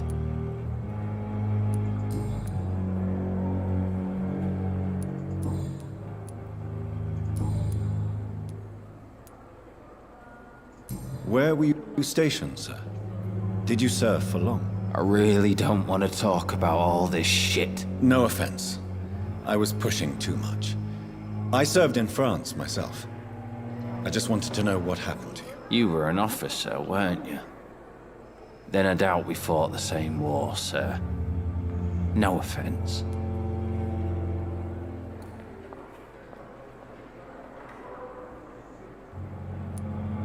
How close are you to Miss Hawcroft? Are you aware that she thinks she is a vampire? To wait for her next nibble is the best reason to stay here. Every time she approaches my bed, she treats me like something tasty. A normal person. Aren't you afraid? She may hurt you if the game goes too far. She's quite harmless, I can assure you. Her head's broken inside is all. While I'm busted on the outside. But she's still beautiful. Living proof that there's hope for me.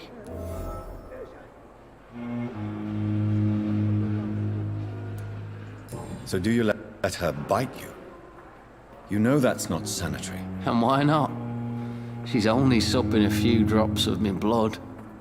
And the pain, it's real for once. She could decide to bite less willing patients. Then it's another good reason for me to stay here, Doctor. You do realize she's mentally disturbed. It's called the Cotard syndrome. She truly believes she's a vampire. In her madness, she never refers to my scars. And frankly, if I could, I'd join her world. It seems much more fun than the real one.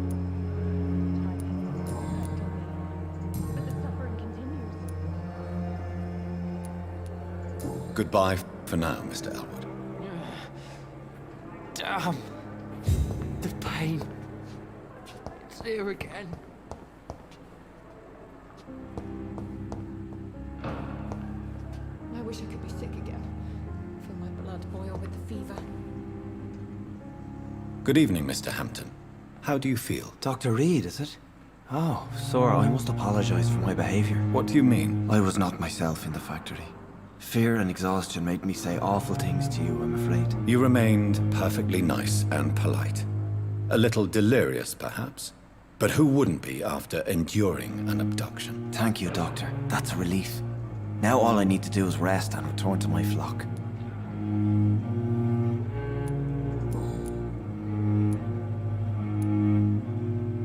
Do you know Tom Watts, the bartender from the Turtle? I met him before I found you in the canning factory. Tom? Yes, of course. Always the helping hand, good old Tom. Without men like him, corruption and despair would have wiped out the East End long ago. People are still in despair. How could it be otherwise? The authorities have left us all to rot in this contagious nightmare. No drugs, no advice, nothing. It's a damn shame. Who should I avoid in this part of town, then? Any particularly evil figures? Not really. Most men and women are just doing their best. And it's not my habit to speak ill of people I know, Doctor.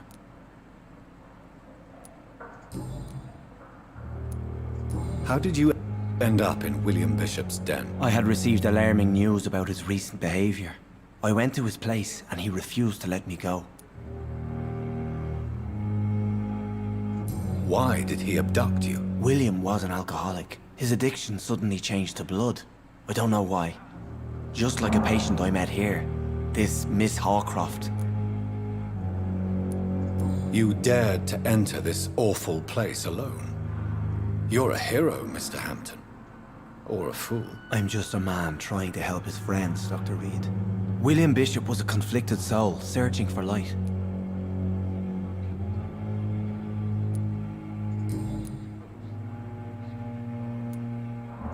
What is the general situation in the East End docks? The situation has always been tough, with a lot of tensions between the gangs and the dockers' trade union.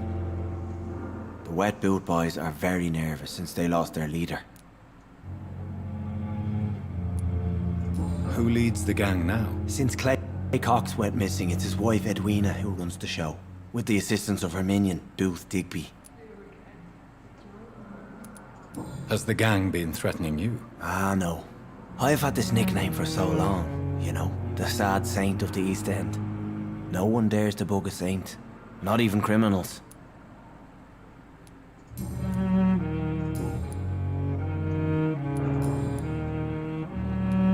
How do you feel, Mr. Hampton? Medically speaking, I mean. I feel exhausted. Beyond exhaustion, actually.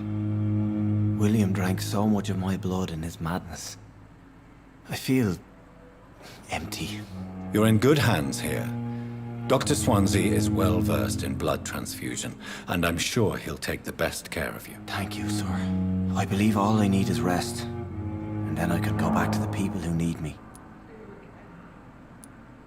What do you do for a living, Mr. Hampton? I can't help but notice the cross around your neck. I manage a night asylum for the poor and homeless of the docks. And I try to guide the lost and hesitant on the right path to our Lord. Are you a priest, Mr. Hampton? A deacon, maybe? Not at all, Doctor. I'm just a man of faith willing to preach the good word. Why didn't you use your cross against William Bishop? To repel him somehow? That's a very strange question, Doctor. A cross is no magical token, if that's what you were trying to say. Not mine, anyway.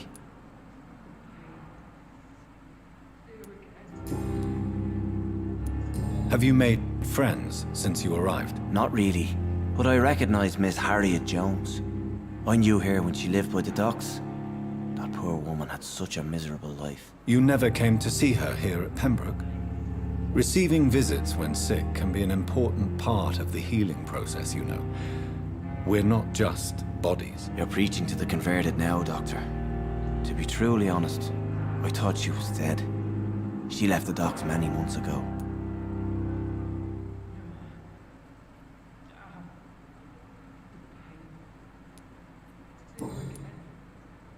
Goodbye, Mr. Hampton. We'll talk again later. Hello again, Dr. Reed. I feel better already. Can I go soon?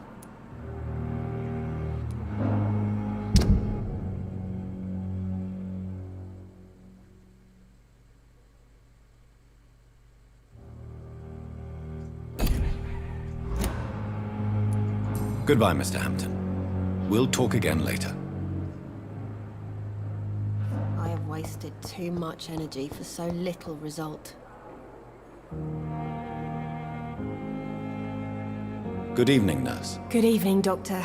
I don't think we've been introduced yet. My name is Pippa Hawkins. And I'm Dr. Jonathan Reed. Dr. Swansea has recently offered me a position in this hospital. Well, it's a euphemism that your help will be appreciated, Doctor.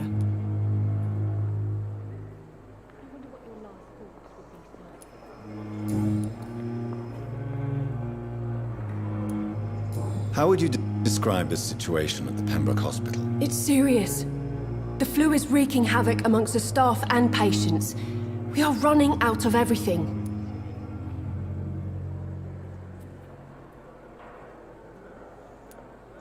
Nurse Hawkins, the Spanish flu won't last forever. Even the Black Plague didn't kill everyone. I wish I could believe you. But what if this epidemic was worse? What if in the end, nobody was spared?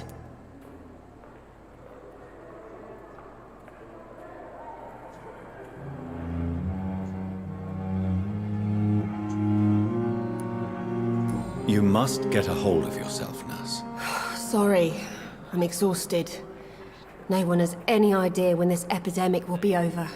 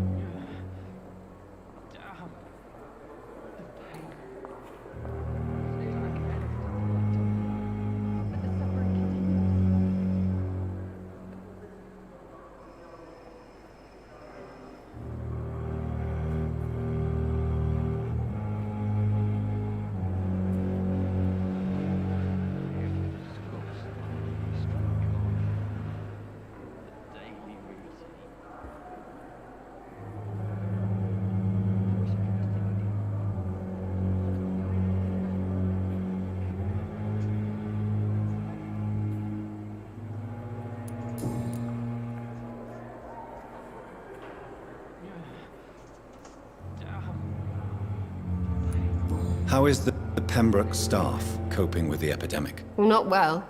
Milton, the ambulance driver, is even more grumpy than usual, especially concerning doctors. Why does Milton dislike doctors? I don't know. Just ask him. But be warned, Milton is not the chatty type. Why is Milton grumpy on a daily basis? Is it just an act? Milton's not the kind of man who's bothered about a bad reputation, whether he deserved it or not.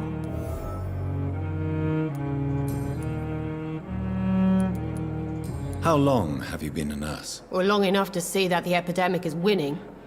And no matter how qualified you are, don't tell me you'll change that. You'd be surprised what dedication can achieve, Nurse Hawkins. In medicine, sometimes we're just a test result away from a miracle. Sorry, Doctor. I don't want to sound bitter, but I'm just too tired to give a pep talk like Nurse Brannigan. Pippa, I know you're very close to Milton Hooks. Yes? Milton Hooks is my man. If you want to report me for that, just feel free, Doctor. I have no intention of reporting you, Nurse Hawkins, but are you aware of the risks? The rules say I won't be allowed to work as a nurse anymore. But here at the Pembroke, we break rules all the time. Is he worth the risk? Hey, I'm no perfect woman, and Milton is not the finest bloke, but we do our best to get by. That's all any of us can hope for nowadays.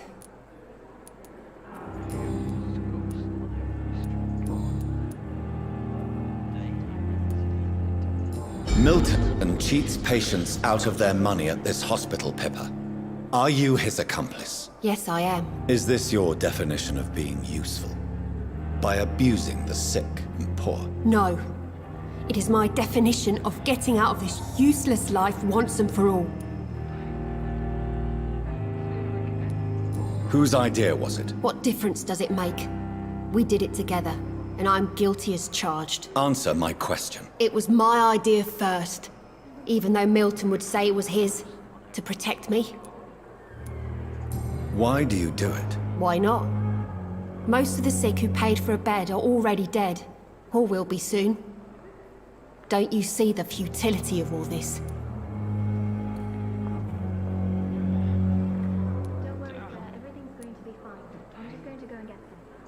How can you be affected by the misery around you, and be so heartless at the same time?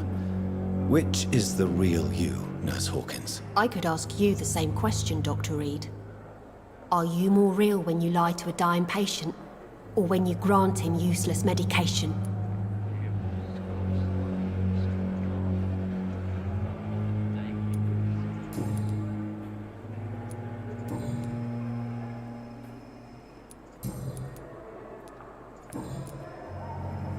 Do you need medical help yourself, nurse? I'm fine, really. I just need to sleep. Goodbye, Nurse Hawkins. Damn. The pain. It's here again. I wonder why the Cosmics came here in the first place. I wonder what your last thoughts would be.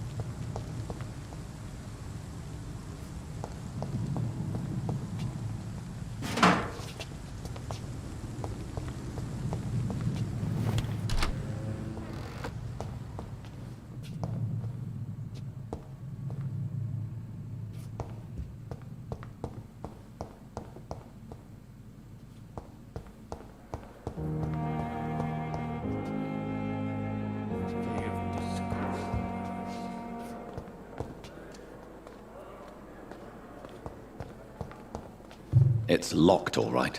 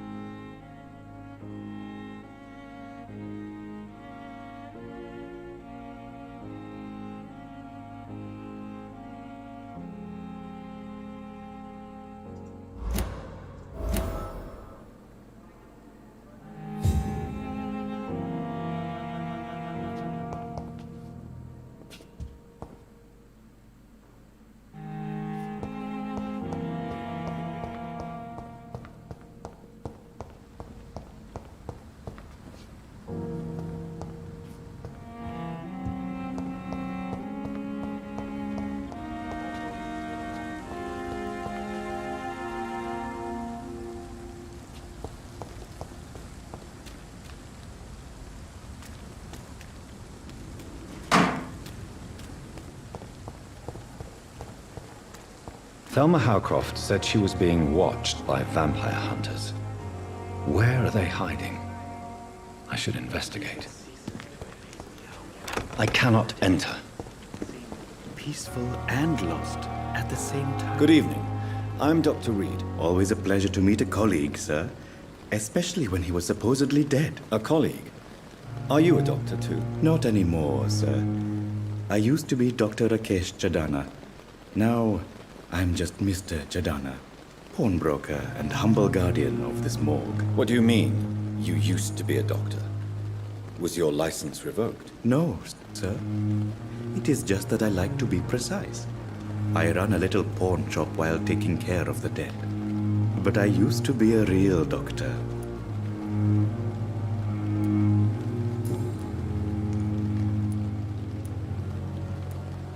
Do you work here alone? Yes, very easy work, sir.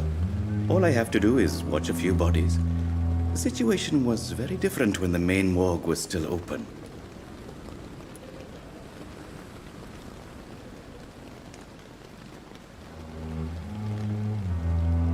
Why do you have to watch these bodies? Because these poor fellows have no names. We keep them in case someone comes looking for the missing. Sadly, very rarely happens. Why close the hospital's main morgue? It was for sanitary reasons after the beginning of the epidemic. Cadavers had to be moved to the nearest mass grave.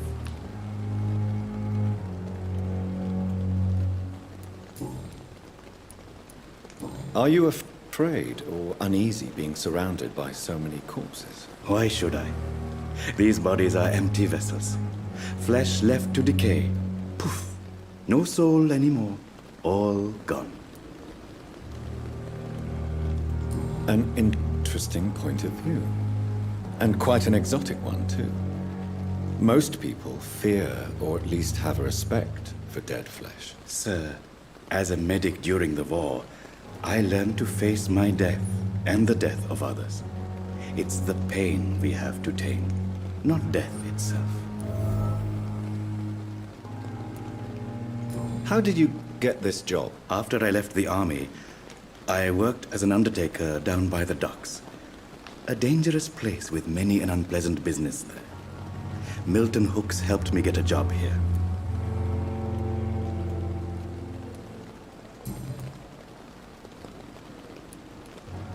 Have we met before? I don't think so, sir. Why? When we first talked, you said you were glad to meet me since I was reported dead. Funny story, sir. Your sister came here a few nights ago. You were missing, and she was looking for your body. She must be very relieved now.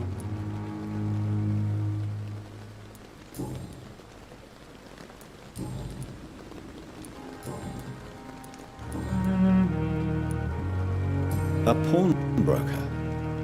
I expect you get all types of people here. Yes, sir. All kind of people. For I sell all kind of goods. Who comes here to trade with you? It's very unhygienic, even unsafe. Diseases can spread. For the customers, for the hospital. I'm very cautious, sir. I've been a doctor, remember? And all my clients are good people. In fact, I think I only know good people. What kind of goods? With the quarantine, it's not always easy to buy things. So I trade, I exchange. Some people sell, some others buy. I like to help.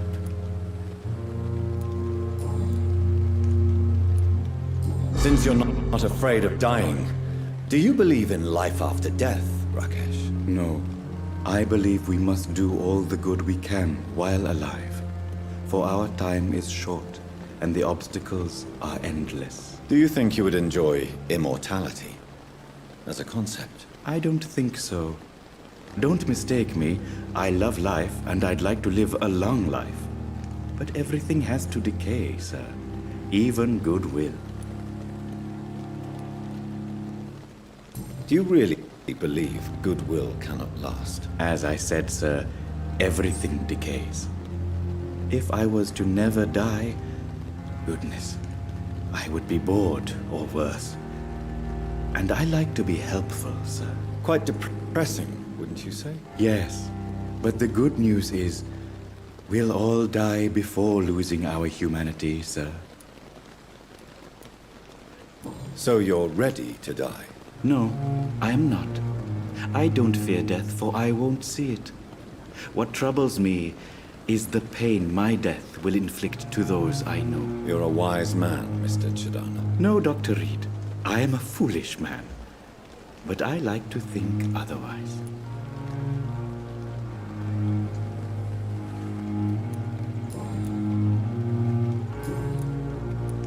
Please show me what you have to sell. Of course. It's just trinkets and curios, really. But I'm sure they can be useful.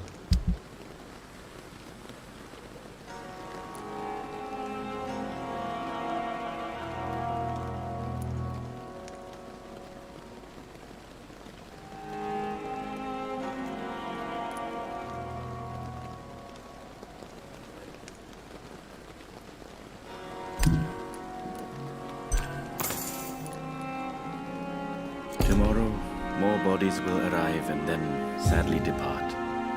I'm managing a train terminal.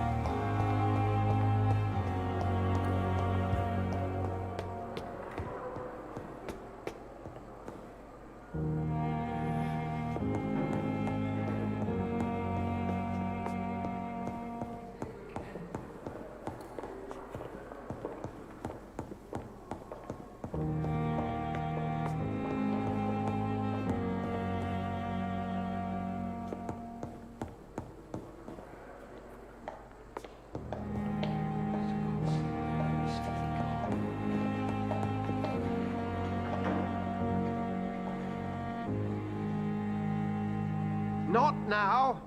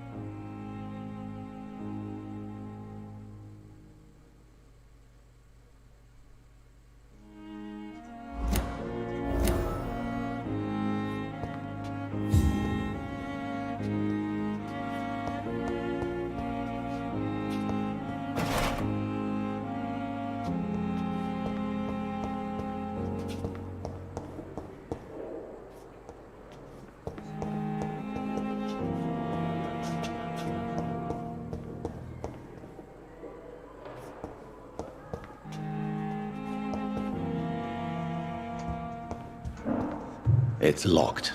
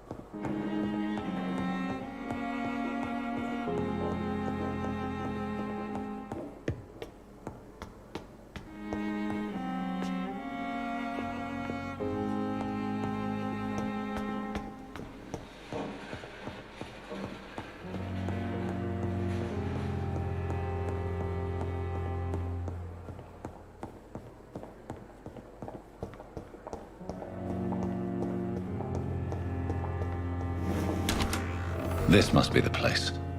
It's definitely away from prying eyes. Relegated to the shadows.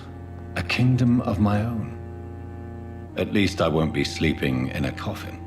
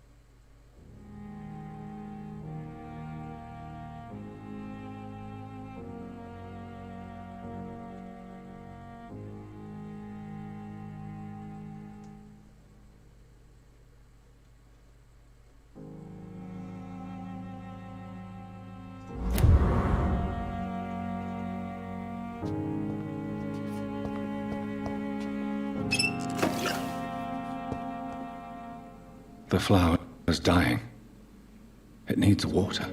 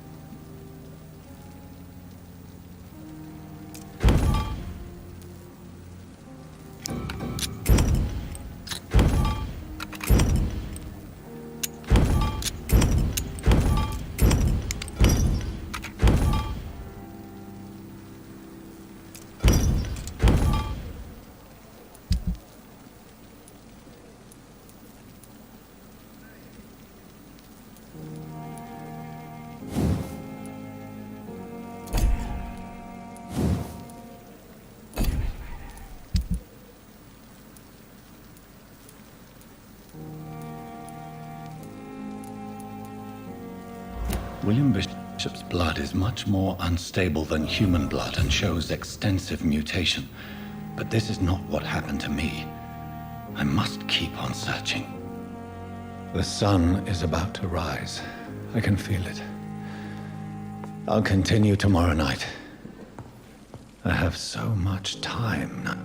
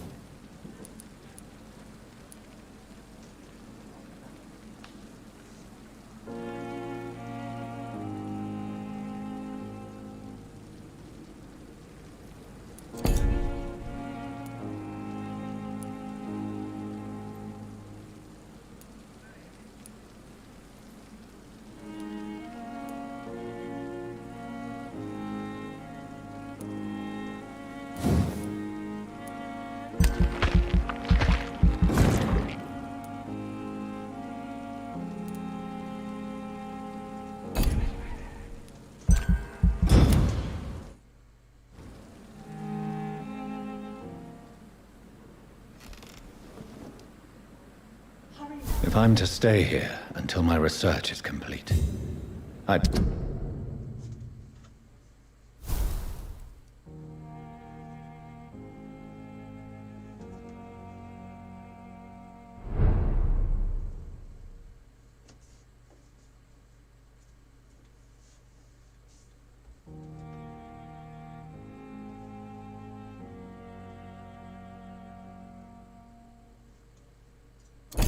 better learn to hide my true nature from the mortals. But what about my thirst